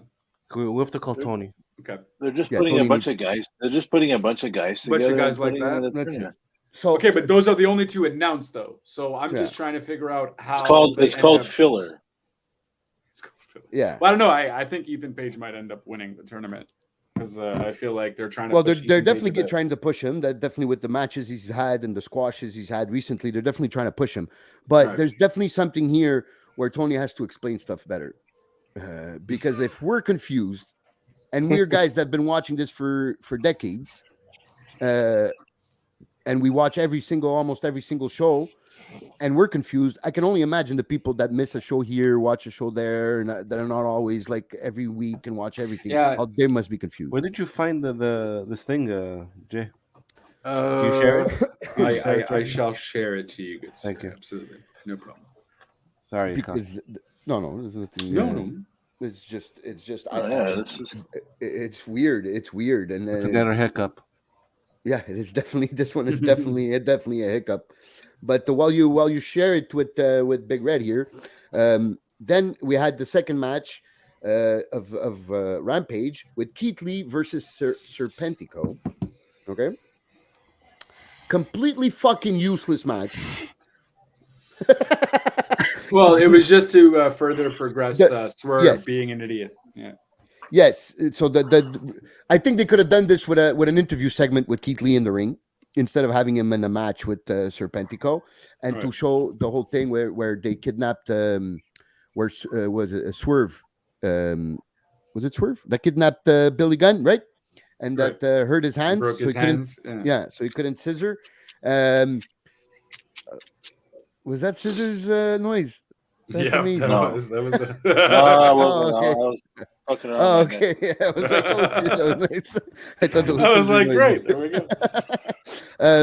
Yeah. So it was just basically to further advance the storyline of this whole rivalry with Swerve and in Our Glory and the Acclaimed, and further pissing off Keith Lee about the Swerve going more and more towards the heel side, the dark side. You know, you don't need to cheat. You don't need to do these things. So that I understand that. But okay, they decided to throw in a match there. Another shitty match. Well, no, actually, this match was better than the Keith Lee versus Serpentico match. But I'm completely fucking useless again. And it's Madison Rayne versus Ty Conti. And that comes back to it was a good match though. It was actually a good match. That's what I said. It was actually an okay match. I was okay with the match, but I had no investment in the match. Like I just watched the match and said, okay, it's a good match, but why are they having? There's no story. There was no reasoning. Yeah, exactly. It's filler to fill up an hour. But now it's starting to be a lot of fillers for Tony here in AEW. A lot of this has no. What's his name? Bischoff mentioned it on his podcast recently. How he says a lot of what AEW's matches are, it's just for the sake of having the match. Mm-hmm. There's little to no story behind it. It's just like, here, let's throw this on TV, see if it sticks. Yeah, and he's right. And he's right on that. I think we've talked about this before on the podcast. Jeff has mentioned it before. You need in wrestling, when you have these matches, there need to be in these storylines. There need to be a payoff. Right. Payoff is what brings the money in the big matches for pay-per-views and stuff. And that's where we're lacking here in AEW is the build-up, is the storyline. Is okay, you put on bangers, it's amazing, but after a while, you need people to watch next week. Yeah, where does it go? Where do you go from there? Yeah, and there's no direction. There's a lack of payoff here. That there's no reason. I understand Madison Rayne is a coach. They're promoting her as a coach. Backstage, she wants to show what's her protege that she's trying to have under her wing there. I forgot her name. So I understand that story, but it has nothing to do with Ty. No story with Ty or Anna JAS or JAS. There hasn't been no story with Madison and JAS. So it's like, okay, here we got some time on. We don't have much on today's Rampage. You're gonna fight Madison Rayne. You're cool. Yeah, Ty, you're cool. All right, do it. That's it. That's probably exactly how it happened. Yeah. So that's something they need to work on. And then the main event was a fucking great match. But once again, Wardlow versus Matt Taven. Like, and I understand you want to show off Taven, and this was a good match. I think Taven did look good after this match. And I understand the story after the match with the whole Cage and Hobbs holding all belts with the War Joe and all that. I understand that, but I think there needed a bit of a story there behind Taven, because I don't want them to, because soon these guys, Taven, Bennett, right? And Canales. Mikey Bennett, where they call themselves the Kingdom, if I'm not mistaken. Mm-hmm. Yeah. They can go stale pretty fast. If you don't book them right, they could be lost in the shuffle and be on dark very quickly. I think they're waiting for ROH though for them. I think that's where they're going to end up going. Yeah. Like, I would like to see the So- Kingdom go after the ROH tag titles with FTR. Like, okay, that's something you can. That's a story you can tell me that I'd be interested in. But Wardlow. Okay, now we're starting to actually see some longer matches, some development in his character and his in-ring work. So since Joe, since he yeah, started since he doing got stuff involved with Joe, since the formation of War Joe, we have seen more of that character development from Wardlow. And since I have been bashing that in the past few weeks, I got to give him credit now since they're starting to work on it. So we'll keep the bashing, but I do like Cage and Hobbs being back together also. Well, back together, not technically, they're not in the same faction, but having them be on the same side here of this storyline, both holding up each belt. I think it was Hobbs holding the TNT and Cage holding the ROH TV championship. If I'm not mistaken, that's were the ones that were holding up. So that was an okay to finish. The match was good. The storyline made sense. I just think that the match itself, just the match was a bit thrown together, but I can't complain. It was good, and there was a storyline continuation from that storyline involved one of the wrestlers, so I'm okay with that. And that was basically Rampage there. no. Yeah, that was Rampage. So we'll go quick on Raw because Raw wasn't. There was some very good matches, but not an overwhelmingly good show. We start off with Belair versus the return of Nikki Cross. I don't know if I should go there, but Nikki Cross. I definitely She's useless. Yes, you're right. No, there I could definitely easy to go there. I definitely prefer. I definitely prefer this Nikki, the crazy Nikki Cross, to the superhero Nikki Cross. Oh my God! Yeah, of course, for sure. Just I don't know, with all these face changes, I don't know if she's credible anymore as the crazy person like that. She looks. I don't know. I think they maybe missed the chance of telling a story with it, though. Yeah, did they change her right away? Well, that's it. Was it a progress? Like no, I mean, we technically saw her throw the cape at some point, like through a backstage segment, but it was so subtle that unless you were like really paying attention to it or read it on the dirt sheets, you would know. But I think that's where they should have maybe built a little into it, maybe little segments here of her doubting herself and whatever, and then us seeing her go a little crazy, and then maybe we don't see her for like a week or 2 weeks, and then bam, she comes and fucks around, because the match was okay. I'm not complaining about the match itself. I'm just kind of have the same questions here in this match as the Emma versus Ronda situation. You have her thrown back into the Lions Den. Huh? Yeah, but they set it up though, because she I had missed this match because I was at work, but she obviously lost, I imagine, against Bianca. Yeah. Bianca won, yeah. Yeah, but I think she's still gonna be in that picture, whereas Emma isn't. You know what I mean? That was just a one-off. I think they're gonna do like a triple threat sort of ordeal. Did Bayley get involved in any way? Yes. During the Bianca thing. So there you go. That's what they came out and everything. Yeah. Building a whole three-way shindig for that, and I wouldn't even be surprised if it's maybe even for Crown Jewel. Okay, that's interesting. If she's gonna stay in the title, because I was afraid that you throw her in the Lions Den, you face Bianca Belair, and you return as Nikki Cross, the crazy Nikki Cross, put out a good match, but then we have Bianca beat you, and then bang, we'll put you in something else after. But if it's to continue in this program, in this title picture with Bianca and Bayley, then I'm willing to give it another chance for them to continue this. Yeah, I don't think it's a one-off. I think she's going to remain in that title picture, at least. I don't know if she's going to win necessarily the title, but they'll definitely do it in a way where it makes her look good, where maybe she'll do her finisher on Bianca, and then Bayley will throw her out, and then Bayley will take the win. I would definitely prefer that than if she's in a triple threat, just to just to be the person that gets the pin, though. I hope that's not the case. So you don't make Bailey or Bianca look No, weak. I think it's okay to make Bianca look weak to Bailey. Bailey's already been, polished. She's already been a superstar, champion, all that. So I think for Bianca, it won't hurt her as much. Whereas Nikki, maybe it might a little, but I definitely don't want Nikki to take the pin. Then you're just ruining her entire comeback. Yeah, So I agree with that. That's completely 100% agreeable here. Then we had a very good match. Then this next match was probably one of my top 3 best matches of the week. Austin Theory versus Seth Rollins, and we saw the return of the blonde hair for Rollins. And what comes with the blonde hair when Rollins returns to blonde? We have the return of babyface Seth Rollins. Within this match, the crowd was definitely reacting to Seth Rollins as babyface here. Well, right.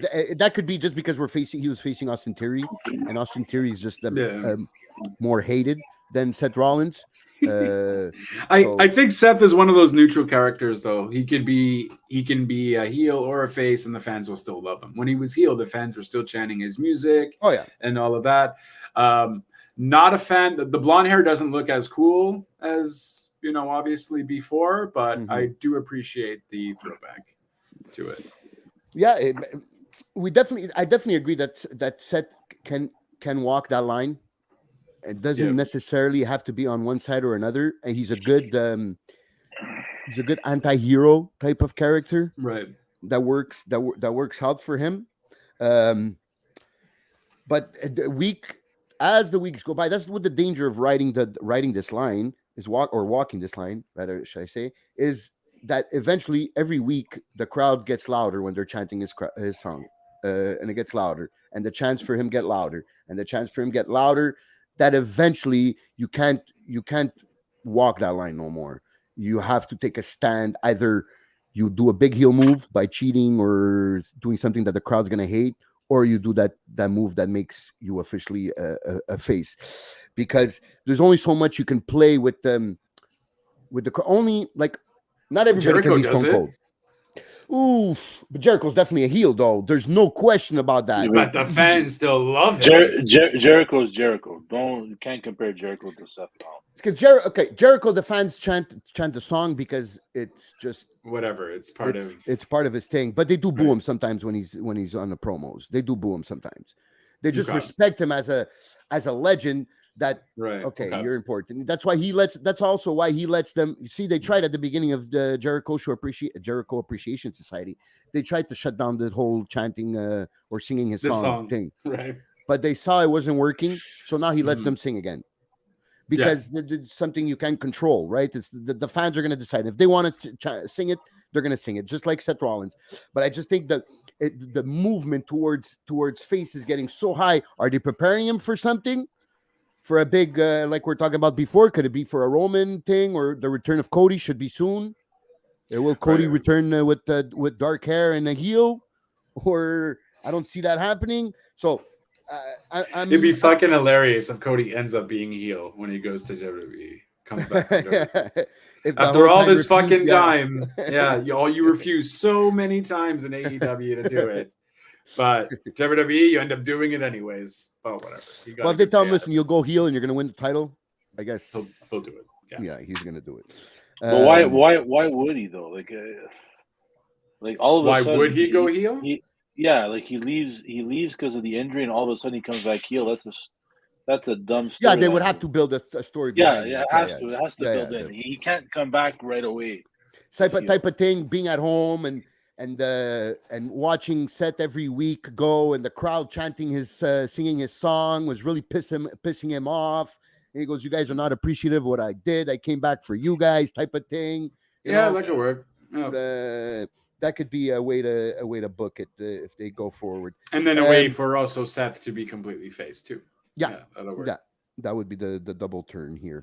Then we have Priest versus Carl Anderson, but. That's my reaction to that match. That's my reaction to that match. Too. Like I was wondering. I was like, is he gonna continue? Or like, I kind of looked away and I said, I heard dead air, and I'm like, oh, did I miss something? It's like okay, nothing special Yeah, match. just give me Ray and Dominic and fucking end this whole stupid feud of trying to prove the Judgment Day. I liked what happened at Judgment Day, which at what Extreme Rules that was good, but then I feel like they fell off again. Well, not because they moved Ray to SmackDown, so that kind of killed the momentum of that a bit.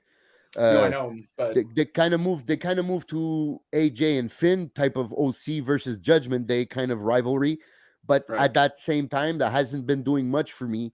You're gonna have to get to the intensity of in the promos between AJ and Finn. You're gonna have to go to personal shit. You're gonna have to go obviously. As a work, not a shoot there, but you're gonna have to go to the personal shit, the this New is not Japan a CM shit. Punk segment after all, you know. Yes, yes, exactly. And I liked a bit Finn saying all these guys in the Bullet Club that have been riding my coattails since I left there. I like that, so I want to see more of this. I want to see more of that. I don't need stupid, useless matches unless they're for a payoff, like we've said before. Unless it's for a payoff for the next week's storyline continuation or whatever. But I need something concrete. I need something bigger. I need and eventually I know that Finn and AJ can put on probably one of the matches of the year candidates. Definitely, I Right. definitely think they could in the ring.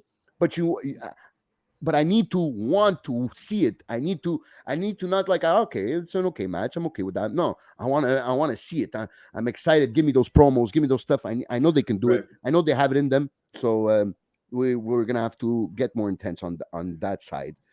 And Carl Anderson, yeah, it's true. We talked about Carl Anderson, New Japan. So they could work on that. Actually, now it just popped in my head. They could work that into the storyline, right? Because Carl Anderson technically and Gallows are still part of the Bullet Club, Jay White's Bullet Club. So there's ways to work this New Japan thing into the story with Finn and AJ. So. That's if your Forbidden Door is open, though. Yes, right? yes. But actually, when they lost their last match in New Japan, they bowed to the crowd and walked away. So technically, they're not a part of the Bullet Club. But didn't when Jay White kicked out Tama and the other one, didn't he take in? Oh yeah, it's true. When they were still with Impact. Yeah, you're right. You're Yeah. right. My bad. Yeah, I forgot about that. Yeah.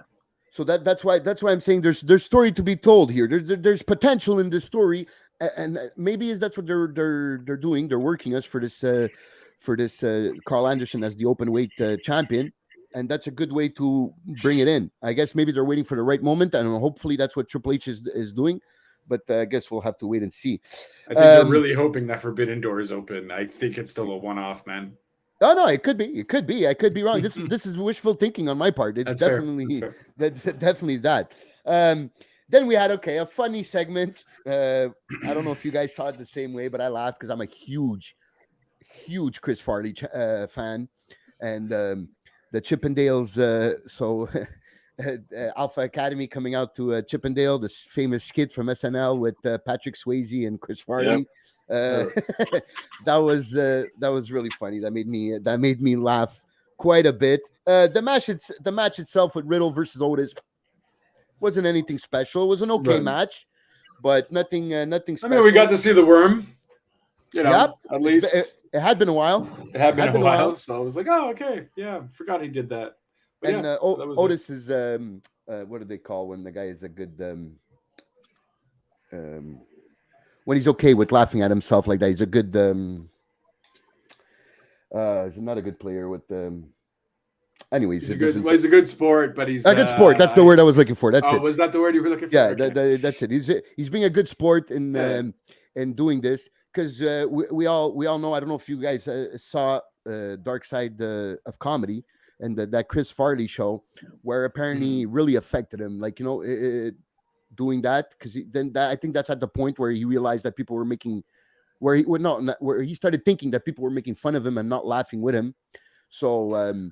But that's due to other stuff too. Yeah, that's due to all his other issues with drugs and all the that. lack of confidence and all that growing up and all that. But it was one of the funniest SNL skits, and it did definitely get a laugh from me. And Chad Gable once again performs when he's called out to do stuff. And here's another proof of that. Miz versus Ali. Now that was a good match. Yeah, it was fun. And it worked for both. It worked for both storylines that they're telling there, for the Ali and for the Miz a bit, because we did get the tell all, right. We got the interview. That's something I didn't like. I know they made it look like an ABC special, Good Morning America I special. liked that. I didn't Yeah? like the whole reasoning behind it. Yeah, But exactly. I liked the whole WWE investigates. I thought that was Yeah. great. Byron Saxton did a great job with Yeah. that. Yeah, it's cheesy, it's corny, it's funny, but you know what? At the end of the day, it's something at least a little different. I don't Yep. want to see it every week there, but every second week, or when something big happens, Byron Saxton does like an interview. I like the whole recording. He heard the recording. I hate the reasoning. He was working with him until he wasn't paying him anymore, and now he's really mad at him and he's going after him. Yeah. Like, no. Yeah. I expected something a bit better than that. So basically, it was a work until it wasn't a work. Right. That's So basically essentially, what what's happening to him is what's happening to him. He's stalking him because he's an idiot. Yeah, because he didn't doesn't pay pay him, stopped paying him. That he says that's me speculating. That's kind of the person that Miz is. He would stop paying. So Dexter, I think Gargano looked weak in the interview, the way, because it made him look like a snitch kind of type of way. And people here on the podcast know what I feel about snitches, but but yeah, it made him look a bit weak. And maybe that's just in my eyes. But I didn't like the reasoning. I don't think it made him look weak. I just think they need to get him off of doing this stupid shit and just wrestling. Like, he's funny. He's great. We know what he can do. We saw him in NXT with The Way there and his whole group. Like, we get it. But just, I don't know. It's not leading him anywhere. Like, I don't know. Maybe they're waiting until after Crown Jewel as well to start something with him. But since he's been back, he hasn't been doing much. So I think a guy that's his nickname is Johnny Wrestling should be wrestling. Yeah, his main thing should be wrestling, and everything should be. If his name was Johnny Comedy, then fine. So can't say anything, but I completely agree. We need more wrestling from Johnny Wrestling. But that was a good match, and I think I like what they're trying to do with Ali, but they just need to find something concrete for him and not just put him in good matches week after week. Well, right? I mean, at the same time, he's at least still getting a TV time. His whole wrestling attire and thing is working. Yep. So I'm at least happy he's being utilized. I just wonder how long it could last going on like this. Well, yeah, they need to give him something soon. Well, they not doing anything with him in the IC title then? Or the US Championship, rather? With Seth and... I think well, yes, there is a story with Seth, but then they had their match, and then this week they kind of like didn't continue that too. Well, they did, right? Well, wasn't it Riddle and, or was that the week before? Riddle versus Otis, that was this week, and then Miz versus Ali was this week, but the Ali versus Seth was last week, right? Yeah, but wasn't Riddle and what's his face supposed to team up? No, never mind. That was just for the Halloween thing this week. Oh. No, never mind. So I don't know. I thought they were easily going to make that into maybe a Crown Jewel scenario for the U.S. Championship, because I thought it was going to be like a fatal four-way for the U.S. Championship: Ali, Seth, Riddle, and Elias. Okay, that would make sense. That would be okay. Why would Elias get involved randomly in the match, right? He was there. He stayed outside for the U.S. champ. I'm like, well, you're right, because Elias did come out with Riddle for his match. And by the way, Riddle, parentheses, Riddle was... he was Ezekiel. He was dressed as Ezekiel, so that was fucking hilarious. My mom thought that was the stupidest shit she ever saw, but I'm like, Mom, that's fucking comedy gold right there. Yeah, that's Riddle. That's Riddle. Did good. Yeah, Riddle did it good. Like, oh, he's such a moron. I'm like, that's the point. That's legit the point. He's a stoner pothead moron. He's a stoner pothead moron. And then we had the main event, which that was a swerve for me. I wasn't expecting this. I guess they're setting up the match at the Crown Jewel, but we had the tag team tag team championships, women championships match versus the champions of Damage Control, Io Sky and Dakota Kai Asuka, against against Asuka and Blitz. And yeah, we had a pretty good match. It did good as a main event. The match itself, back and forth, some good segments. You had Bailey interfere with that Bailey to belly onto the table, which caused Asuka and Alexa the chance they needed to win the match. Does this hurt Damage Control for only holding the belts for 2 months? They won the match. Didn't they win the match? No. We have new champions. Asuka and Bliss are new champs. Yeah, exactly. Yeah. That's what I said. But I'm saying, oh, did you? How does that make them look? How does that make Damage Control look? Saying that, having lost the belts after 2 months. I mean, they're gonna have a rematch at Crown Jewel, so which they have to win the titles back. Which I don't know, because at first I thought they were making them lose because I'm like, okay, they don't want to pull the whole bloodline scenario, so maybe Bailey is gonna win at Crown Jewel. That's what I was thinking. And then they announced this match, and I'm like, okay, I get it. Your whole rematch thing, you still do that. That's fine. But then what are you thinking? What are you doing here now? Are you then just going to want to make Damage Control win all titles on the same thing? Or are you going to want to make... Because right now, none of them have... I don't know what they're going to do. Because I thought... I don't know. I really don't. Because making them lose against Asuka and Thing now looks stupid. And then it just makes Asuka and Bliss just not like a legit tag team anymore and whatever. And they're not technically a tag team. They were just Bianca's buddies. But at the same time, I don't know. It's stupid to have it just for a week. I think the only salvation they have without hurting anybody here is to have Damage Control win the titles back, but by cheating, right?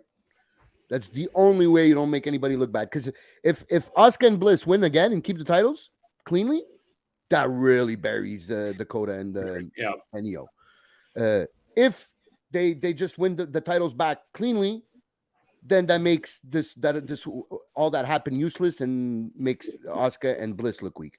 So I think the only way is to make Asuka. I mean, but then why make them lose it though?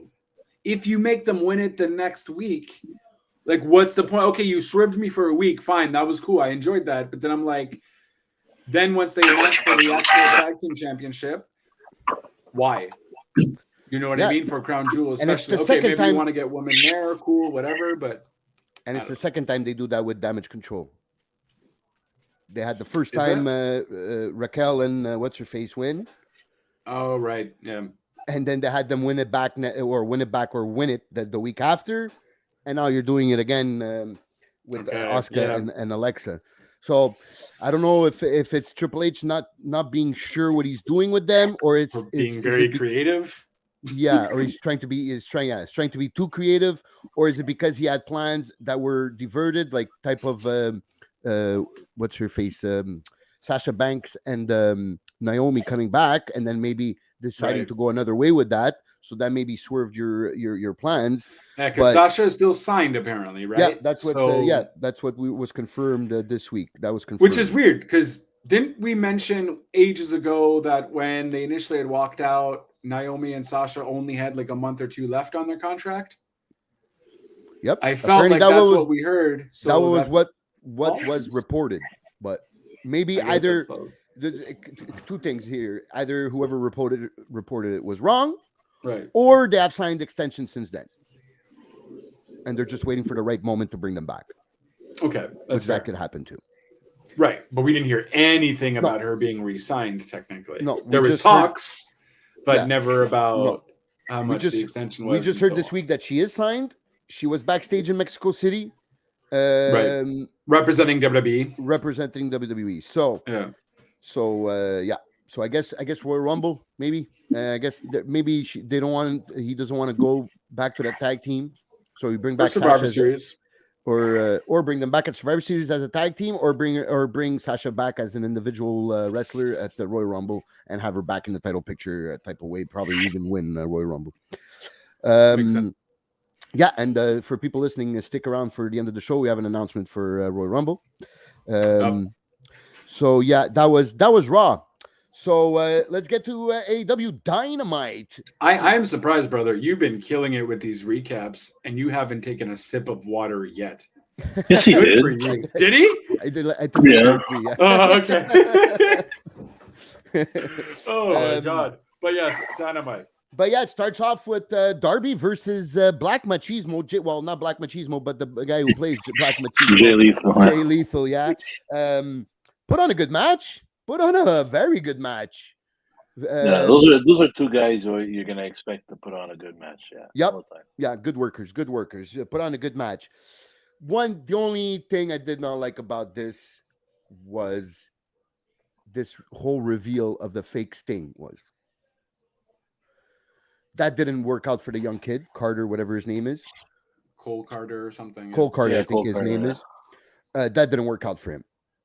Because Who is he exactly? I think he's part of the factory. He's one of the indie guys he's usually on Dark. Yeah. Like and I part of think the Nightmare Factory? Yeah, he was Yeah. studying. Well, I mean, training. Sorry, Okay. training at the training at the Nightmare Factory, Okay. and yeah, the fans were definitely expecting somebody else because I mean, remember it would have again, been cooler just to be Jeff at that point. Just Yes. have Jeff be that would have been the way under to the go. mask, and why Because not, you Tony had announced there was a big surprise for Dynamite tonight again, so putting the hopes really high, and people were gonna be pissed if Jarrett wouldn't have showed up after when he did. Well, I think People that's would have what been was the pissed. swerve, though. I think that's what he what would it try is. to do. Yeah, Because people are like, "Oh, who's this fucking guy? Fucking Tony's wrong. Oh my god, it's Jarrett." You know what I mean? So Yeah. kind So, of yeah, okay, swerved maybe- us, if you will. yeah. But maybe he played a little magic trick on a swift of what do they call it? A swipe of hands type of thing, and make it look at that and be disappointed, and then bang, Jeff Jarrett shows up. I did like Jeff Jarrett coming, hitting. I liked his promo that he's declared war on AEW fans. you know what that means, though, huh? That means we're Mm, gonna get Jeff Jarrett versus Sting at some point. Wow, it took you that long to figure that out. Oh, it didn't take me that long. I'm just saying, I really don't want to see it. that one passed straight over my head. Didn't see that one coming. No, but Wow. I wouldn't do it. I No, but wouldn't that's what do I it. mean. I really wouldn't do it. I know that's probably what's gonna happen. I see it. For nostalgic reasons, I guess, because they were both guys who wrestled in And WCW. they could had both a go feud there, too. so- Yeah, they could still Yeah. both go. We've seen Sting go. We've seen Jarrett. I don't know, one-on-one matches. We Uh, haven't seen go one-on-one. This is true. Okay, so maybe So, a brawl, some maybe, kind of like a no holds barred or something like Or Darby and Sting again against Or, a street uh, fight, yeah. a street fight. or Have a street fight I or a could see, yeah. cinematic match too, or maybe not one-on-one, perhaps, but that's where you'll get the most.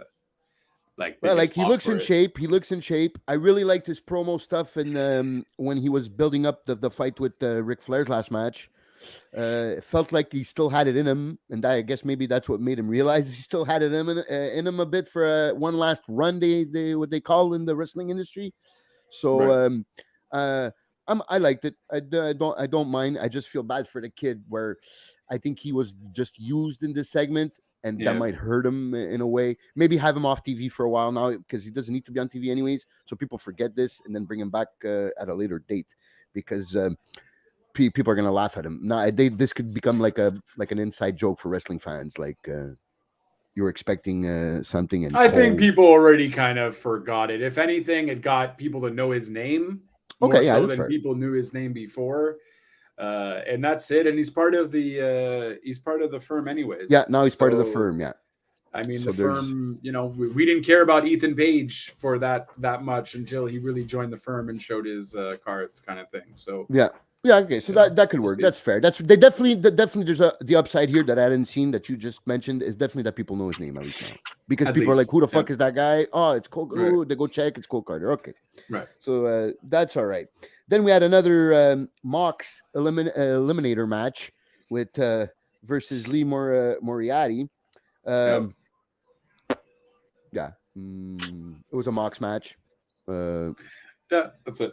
This is basically what it was. It Then we had wasn't next. bad. It was okay. No, it was okay. I'm not gonna say it was a bad match, but it's the He just doesn't care about the reasoning behind it. prototypical Mox match against a nobody. I mean, How dare you say Lee Moriarty's a nobody, though? well, I He's didn't say a he's a jobber. good wrestler. That's why I didn't say you he's a practically said a jobber. A nobody. Because he's not. He's definitely. You're right, not, though. He doesn't have anything else going on for him. He's There, definitely but not on the leaderboard in merchandise sales. No. okay, that's Okay, fine. Okay, so- fair. So yeah, and So then therefore, he's a nobody. All right. yes, and nobody. I mean nobody like of importance. That's what I meant. That's But, fair. Yes. That's fair. I got it. Then before we break out to commercial, we have the backstage Renee with the page. I'm always forgetting to say her name. Soraya. Soraya. Yeah. Which we talked about in the breaking news. Okay, I see there's the chemistry and there's a history there, Renee and Soraya. Right. But you could stop playing on it and start getting to the storyline and storytelling Right. of the story. I like the fact that they weren't. I don't like the fact that they promoted they were going to do a joint interview, and then it ended up being not a joint interview. But I like what was said by the people involved. Like I like what Paige said after concerning that she has to see a doctor still when everybody knows you're cleared, because or else you wouldn't have had that brawl with Britt Baker all around the arena. And she says there's one last doctor to consult. The play on words here. We all know. Well, we all expect who the doctor is to be a dentist, right? I think that went over your head. It took you that long. Good one. Fucking That's guy. good. That's good. No, yeah, I mean, I don't know. It was a cheesy line. But then what was the point of the fucking interview? That was kind of a waste of time. Like, that's literally your only question. That was legit the only question that she has two questions. There was another question with what's going on between you and Britt. And then, so now let's talk about you coming back to the ring. How's that going? Well, I'll have to tell you, I have to talk to my next doctor, and then cuts. I'm like, the fuck was the point of that? Yeah, but you know how a lot of their interviews are. They're very like almost to the point and very quick. Yeah, it comes back where they cram everything into a Dynamite, try to put so many storylines into this Dynamite. Easily put that on Rampage or something. You know what I mean? Worked. If you want to, and it would have worked, no problem, because you have an hour. We all get it. But and then I don't know. I think it would have been more effective if they just had them two there, because Britt then coming afterwards with Tony. Listen, I do what I want, whatever. Mm-hmm. What else did she mention? And then that was it. She's just like, I'll do what I want, and the fans didn't even chant DMD this time either, which was very disappointing. Well, I think the fans have an issue here with they're a dilemma. I'm saying they like Britt, but they also love Soraya. So there's kind of like they don't know who to cheer here, and they know that they can't cheer both of them. I don't know. Well, they could. They could. I'm saying, but like in the psychology of it, you know, you're a fan. You're like, oh shit. They're fighting each other, but I like both of them, and I want to cheer both of them. Yeah, but it's just like the slogan. It's like Jericho's theme song. We all sing it, but then we can boo him afterwards or whatever. Kind of the same thing with the DMD, or maybe people are just fed up of it. Could be that too. Yeah. You know? I think Britt needs a new, not a new, but a fresh reboot here, and I think the way to go. Okay, I probably think this match or this feud is going to be good when it gets to inside the ring. I think they can put on a good match, but I think where Britt can move on to the next chapter of her career, she'll have to face Jamie Hayter here and like break up this whole trio that they have. That's her next. That would be her perfect way to go into the second gear of her career if she really wants to be that top. So turning face. Is that what you're alluding to? Yeah, maybe Jamie Hayter should turn face. I don't know if Jamie's there yet. I think Britt can pull it off. I don't know if Jamie can pull it off yet. I love Jamie. I think she's very good in the ring. She has very good charisma. She looks good. She has everything going for her. I just don't know if she's there yet over to be a baby face yet. I think the way to do it is maybe Britt could be ready and she's over enough with the fans to become that top baby face. And you could further Jamie's career by making her go on a long heel run where she destroys a lot of people. because she can definitely destroy people. So I think that's a cool way of looking at it. What else did we have here? Oh yes, what did you guys think about the surprise opponent for Chris Jericho? I think that was done on purpose. Oh, definitely done on purpose. I definitely agree with I you think guys. Jared, especially in allude to what you mentioned earlier about what Jericho said about Punk, it was done on purpose. He got a good crowd. He got a good reaction from the crowd. Yes, You know? surprisingly he did. But Yeah, it's It was good. I And he don't came know nothing if to it do was with in the. spite of Punk though. I don't. Oh, I don't want to Oh, yeah. lead into that whole. No. It was. I It was mean, it's a definitely one-off too, though, right? I think the only reason why they did this is because one, it's an ROH guy that's already in the back, definitely. and two, because he's not going to be in AEW anymore. He's still signed as an ROH guy. Yeah. Cole Cabana. Yep. So I really think it's just more to push that, and it has nothing to do with fueling the fire of, oh well, CM Punk is gone. Let's put Colt out there. You know what I mean? I don't know. think definitely the fact that he's a past champion and Jericho has said he wants to beat all past champions, that definitely plays in the balance. No doubt about that. For sure. Also, you also want to bring him back a bit before to build up his character before ROH starts officially. Right. Also that because he did come out with the Colt Cabana character, nothing to do with Dark Order.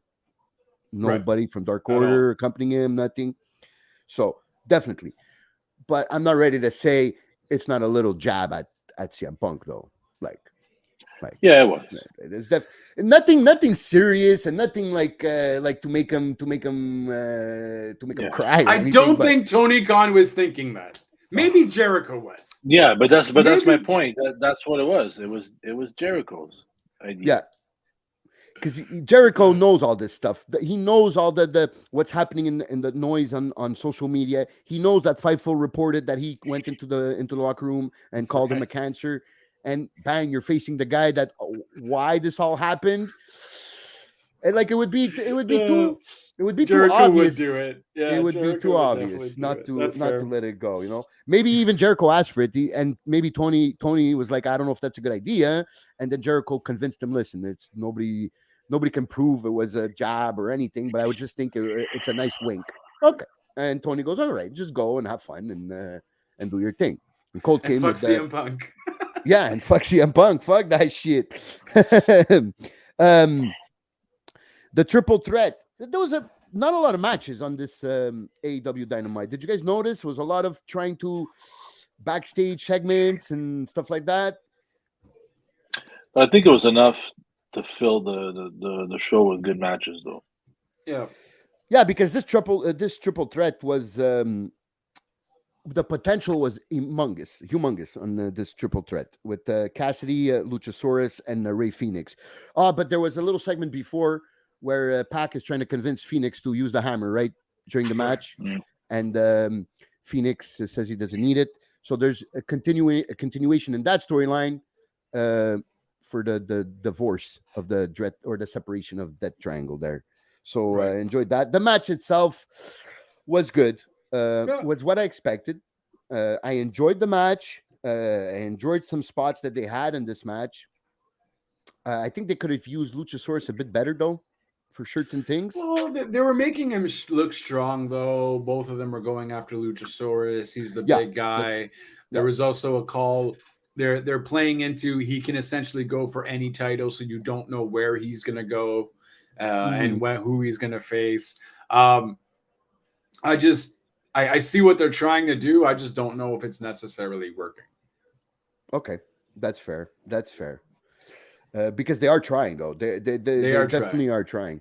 I think they could have definitely they made him look strong with that whole trying to work together against him. That was they're trying definitely to build him up as a monster. That's and then I don't know. Jungle came back though, so I feel like the feud isn't over there. Yeah. That was a great spot though. Yep. Through the table. I thought that was awesome. That was nice. Yeah. It was a great spot. I think they worked the finish was okay. Cassidy winning was okay. Cassidy should go on a long run. He deserves a long run with this title. Well, I don't know. Will he, since he's facing well, that's where I was getting to. Shibata. Am I pronouncing it right? That's it. Yeah. Shibata. Shibata.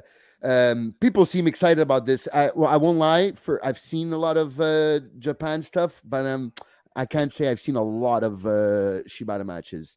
He did a lot of MMA in Japan. He was known okay. for a lot of that, and then he wrestled a lot on like the Wrestle Kingdom shows. He was in New Japan. He did a lot of MMA. Okay, so he's okay. the real version of the strong style there. Yeah. Okay, so I think he wrestled.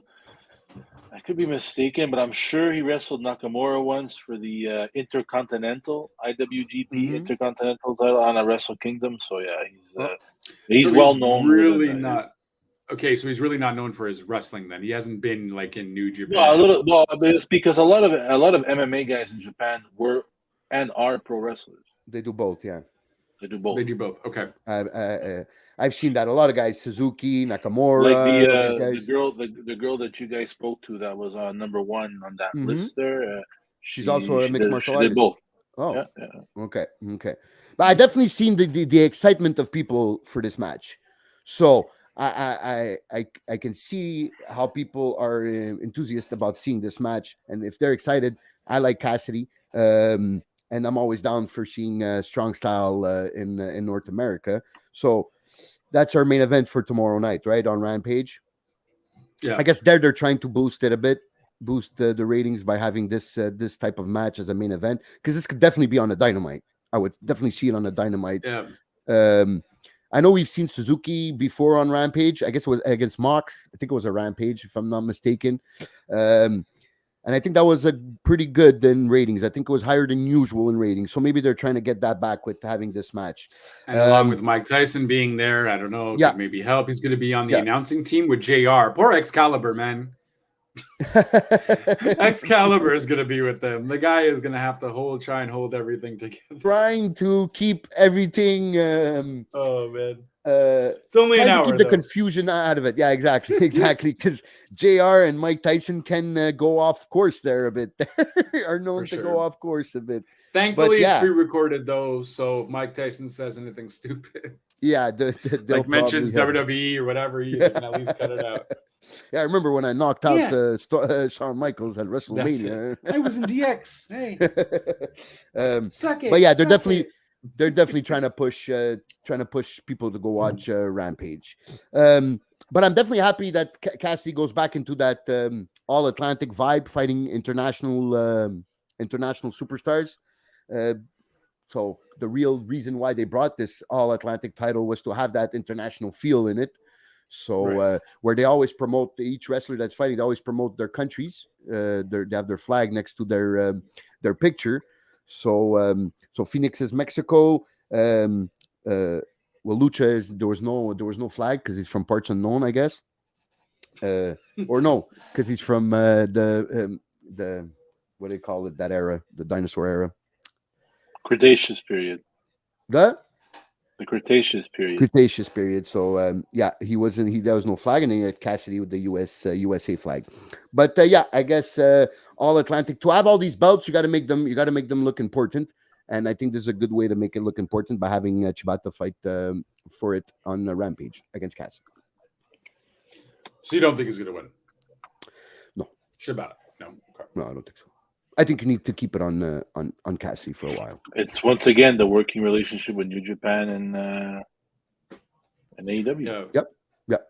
No, and that's why I was kind of thinking maybe Shibata could then bring it to, I don't know, New Japan and go around with it as well. So. Okay. Had they announced? I know they had they're in preparations for Forbidden Door Part 2, but in Japan this time. Right. I think that's still a rumor, though. Nothing. Okay. There's no like date or anything confirmed. We don't know, or if it's going to be at the same time as. Well, I mean, we heard November, and we're here, and there's no promotion of it. So there's no promotion of it. So okay. So maybe if they were going to do it like soon, this other Forbidden Door, maybe Shibata could take it and have it in between, have him defend it across the world, in Asia and stuff like that, and then have Cassidy take it back at Forbidden Door 2. But if that's not the case, then I see Cassidy going and keeping the belt tomorrow night. You guys want to finish off with predictions for tomorrow, for Saturday? I mean, yes, might as well. Let's go. You have it in front of you, or you want me to take it out? I have it in front of me. All right, so Okay, go for it. we won't start off with the world title. We'll start off with your favorite match. Apparently, you're really excited for it. We got the singles match between Braun Strowman versus Omos. Yeah. Who wins, It's- the Giant or the Monster? Fuck. I think Omos needs it more than Braun, No. like in career-wise. But I think they're gonna go with Braun because I think they brought him back to push him. They didn't bring him back to lose against Omos. So I think he wins. I'll go with Braun. Yeah, I'll agree with you there. I'll go with Braun. I'm surprised they didn't make it some kind of stipulation match either, though. Unless the feud continues after, and then they'll have a grudge match as a feud or something. What do you think, Jeff? And they're the two monsters. I don't see that feud going long. I mean, Yeah. you're not going to expect 5-star matches out Yeah. of those two. Exactly. Not at all. I'll go with Braun as well. Yeah. Okay. I don't know. I'm curious to know your star rating for this match, Mr. Crazy, when it happens. Because I'm working at 12, so I work till 5. So I should be able to watch it at work. So you'll know pretty quickly. Would it be safe to say 3/4 of a star? I think around there would be safe to say. Yeah. So then, why are you so excited for the match? I'm excited for what they can bring. My expectations for the match itself, for the technicality of the match, will be low, but I think they could make it. My expectations are not high that they could actually surprise me and have a good match. But I want to see Amos but I want to see Omos what he can do other than what he's been doing. Like they've been trying really hard with MVP. They've been trying really hard, and MVP has put out some good promos. But just it's not lifting. So Braun, maybe being a good worker, good on the mic, can maybe put over Omos into what we expect Omos can be. But if you ask We'll if see. I was to put money on it, then for sure I would put money on the shit. Okay. I'm really excited by it, but you know what? If I'm putting money on it.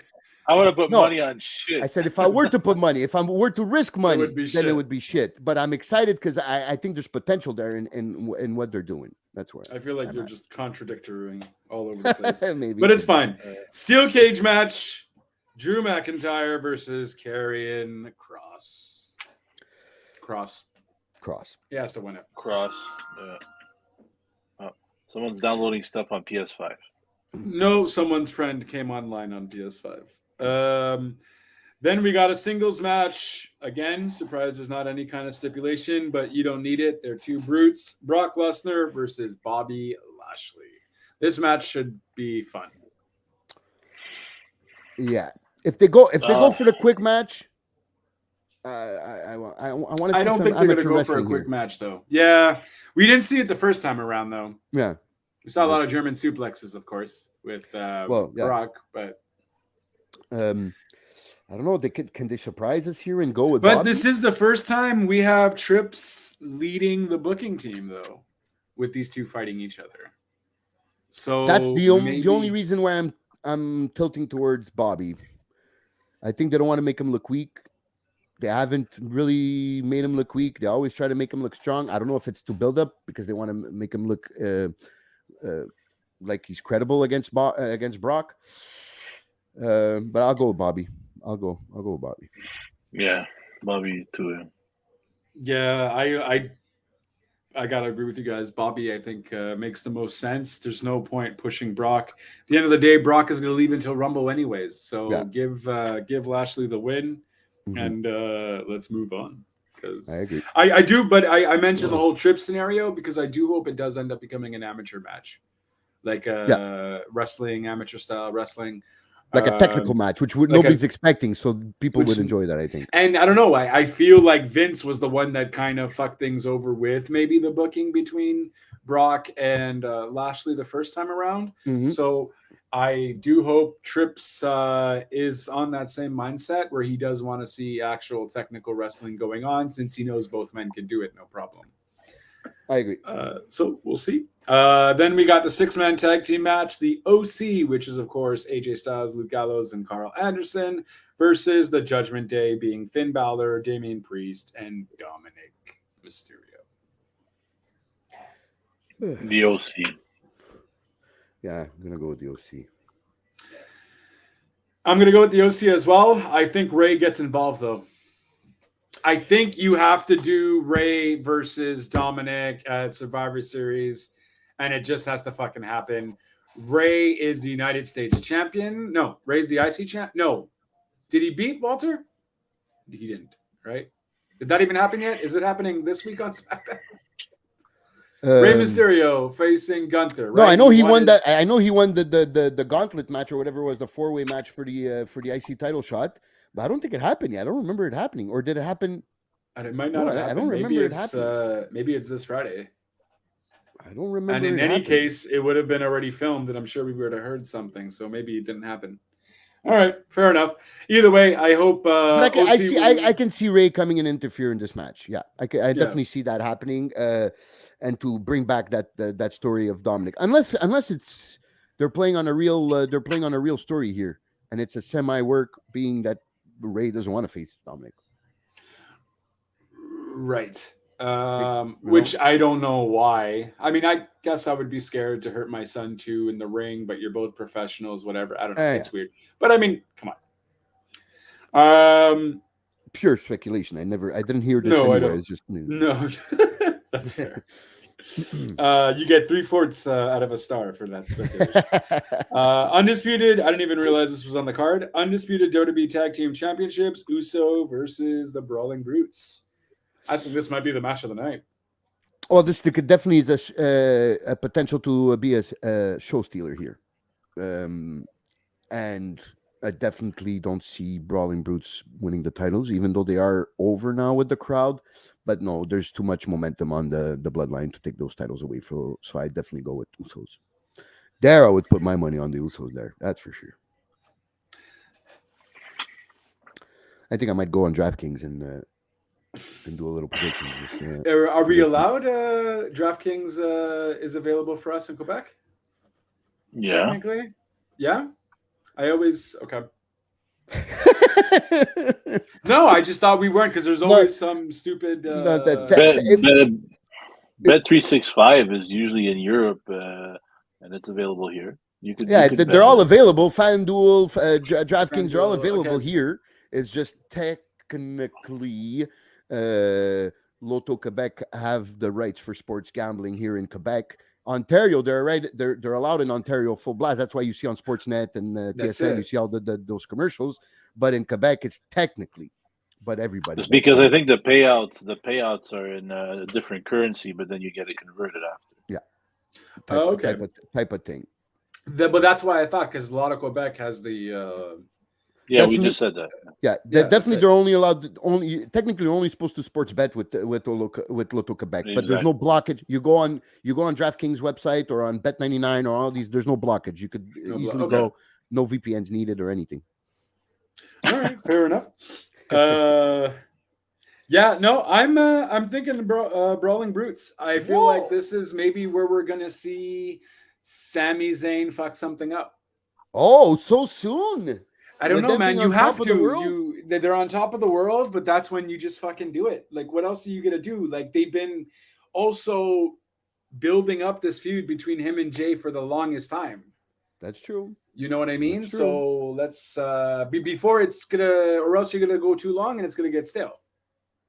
Yeah, so I think this is the perfect time, and you maybe build something for Survivor Series with this. Maybe he's not completely out because he's still trying to convince Roman and whatever. Oh, you gotta believe me. Like, he's not gonna blatantly fuck him over, but it's gonna be to a point where he can't stand him, and it's gonna be it's either me or Sammy. Roman doesn't give him an answer yet, then it's gonna be a whole long dragged out thing, a little bit more. But eventually, I think it's gonna be a turn. And that's fair. That's fair because when you're on top, that's the best. That's when you have the most eyeballs on you. That's the best time to do something big. So I'm okay with that. You, Jeff, who do you go? You go with the Usos here to keep the titles? Yeah, I think so. I think it's still too soon for Sammy to branch off from him. Okay, that's fair. So we're 2-1 here. Oh well, And- never mind. That can't even happen. Sammy won't be in Saudi Oh, Arabia. he's not even in Saudi There you Arabia. go. Okay, well that goes. So you out changing the your window. prediction there? No, I'm still keeping Brawling Brutes. Okay, Fuck it. okay, fair enough, fair enough. And I the said main what event. I said. Yeah. Well, hold on. You can't go to the main event. You still. Oh, there's another one Bianca before. Belair Sorry. versus Bayley. Oh, yes. Fucking sexist. Sorry, Bayley. Sorry. Yeah, I'm Bailey gonna and go. she cuts off Bianca's stupid ponytail. Jesus. Oh, that would be do- fucking genius heel move. Yeah. Yes. Yeah, I'm convinced it's Bailey, and I don't think they could not make her win this. They need her as champion, and I think the perfect heat she can get is by cutting that fucking Exactly. thing off. Yeah. Yeah, That's. I think. Yeah, I go with Bailey. You, JLB. I'm convinced. That's a very compelling argument there, Jeff. Very good booking. There. Very good. Very good booking. I'm down to see Bailey. Bianca, she has to change up something. Either she's better off as a chaser, anyways. She's been champion for too long, so give it to Bailey. You need to give credit to Damage Control. Yeah, so we'll go with that. And the Damage Control match technically isn't booked yet. So last and final matchup, we got undisputed WWE Universal Championship, Roman Reigns versus Logan Paul. Logan Paul by disqualification. Yeah. So that you don't take the belt off, but you give No. but you get Logan the win here. Yeah, give Logan the win. Crowd goes a little crazy. Doesn't hurt Roman at all. It's a one-off anyway. So Yeah, it's definitely a win-win. It's definitely a win-win, Mm. and we're definitely coming close. There's only Survivor Series left. I have a big pay-per-view before Royal Rumble. Cutting close for what? Like, I mean, for WrestleMania season. Oh, okay. That's fair. I thought Um, you were referring to So The Rock or something coming. I'm still gonna go with Logan Paul and new WWE And nude Universal Champion. I think they're gonna swerve. There's so many people are saying it's impossible. You can't take the belt off Roman and put it on Logan. Are you really going to DraftKings it? yeah, let's. I put a 20 on there. Yeah, I'm willing to DraftKings it. Put it in my predictions. Yeah, That's going to be great for your odds. Yeah, that'd be fun if he wins. I don't see it happening. Nah, I got to go with. That's a bold. I mean, I do see the winning by disqualification there. well, because that's a win-win for both. I understand how that could possibly happen, but I would swerve if I was booking it. I would swerve everybody. That's fucked. Yeah, no, I'm gonna go with Roman. I'm gonna go with Roman winning it. Like that. They're gonna make Paul look good. He's gonna get a few punches on him, a few near counts, but ultimately Bloodline remains. Probably a frog splash on top of the table type of thing. For sure. Yeah. Yeah, They're gonna make him look good for sure. Yeah, they're gonna make him do some high spots, some good spots. They're gonna make him look good, definitely. And then it's up to the finish. Well, I'm sure Triple H still at this time, as we're doing this podcast, Triple H, I think, still doesn't know what he's gonna do with the booking of that match. Do I do it? Do I not do it? You know, and sometimes they decide this on the same day of the event. So maybe right now he's thinking towards one. It could be, or he wins it, and then it's a kayfabe injury, so he has to also relinquish it, vacate it. Yes, you know what I mean. So that makes him look strong, but also he's not used to this kind of wrestling, and then so he has to vacate it for a while because he's going to be out until Rumble or something. Yeah, that could be. A lot of possibilities here for this afternoon pay-per-view or premium live event. Fuck it, bro. Pay-per-view. Fuck this premium live event. Yeah, I know. Don't get me started. Your balls. Okay, so that was the recap. Here we go, bro. Take us home. Well, do you want to talk about the Rumble Bash? I feel like that's up your alley. Yeah, sorry, man. My short-term memory. Sorry. No, bro, you've been killing this podcast. This is all you. Do not apologize. I'm sorry for not being a better co-host. No. You guys are amazing. Yes, so we are organizing a Royal Rumble watch watch party, I guess would be the way to Watch say along, it. watch party. Yeah.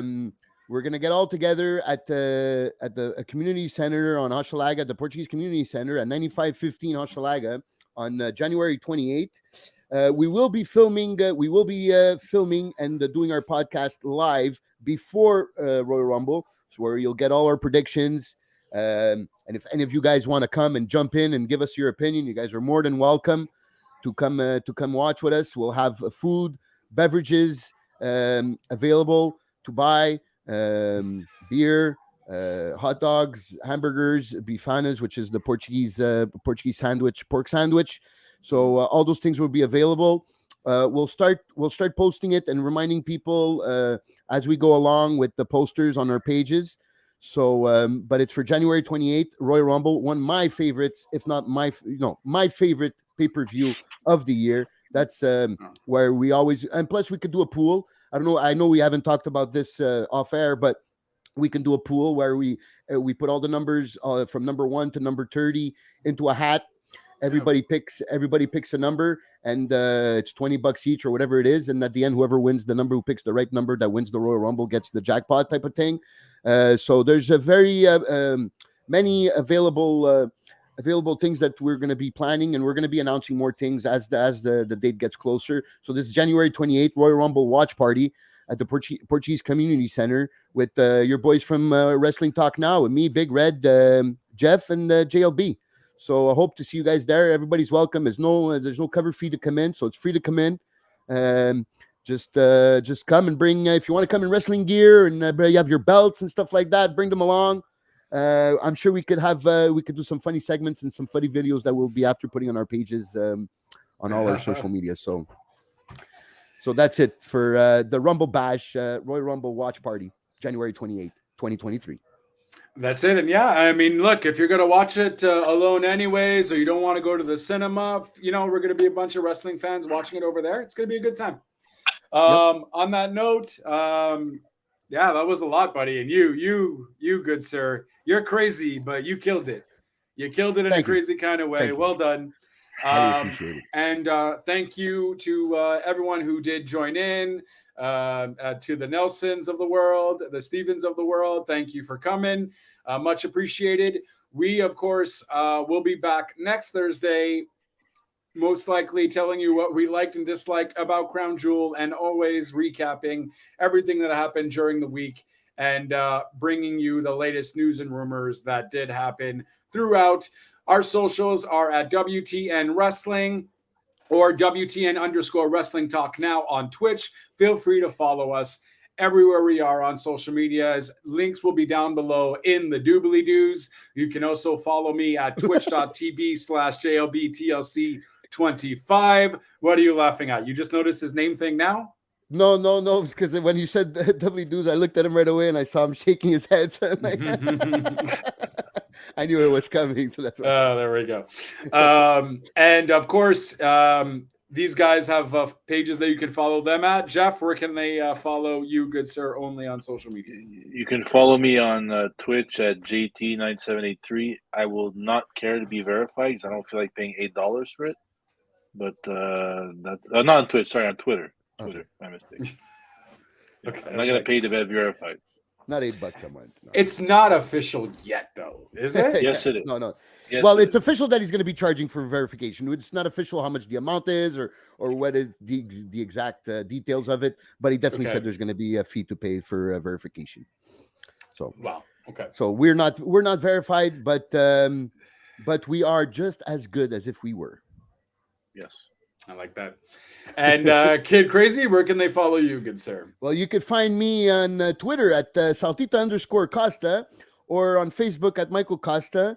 And and if anything wrestling related, right here on WTN, just put Wrestling Talk Now WTN and on Facebook, and you'll find us Facebook or Instagram right here, just for you.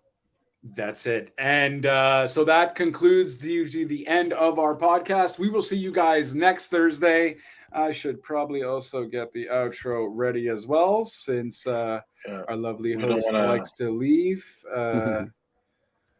What We don't want to leave Sure. the podcast and then it just continues. Yeah. I still didn't go and check to see if that actually legit stayed. It actually stayed 15 minutes Yes. longer? Yep. Yep. Yeah, it did. 14 minutes something. Yeah. Jesus Christ.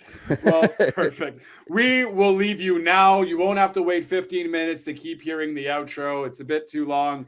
So, guys, until next time, we hope you do enjoy Crown Jewel. And until next time, ciao for now.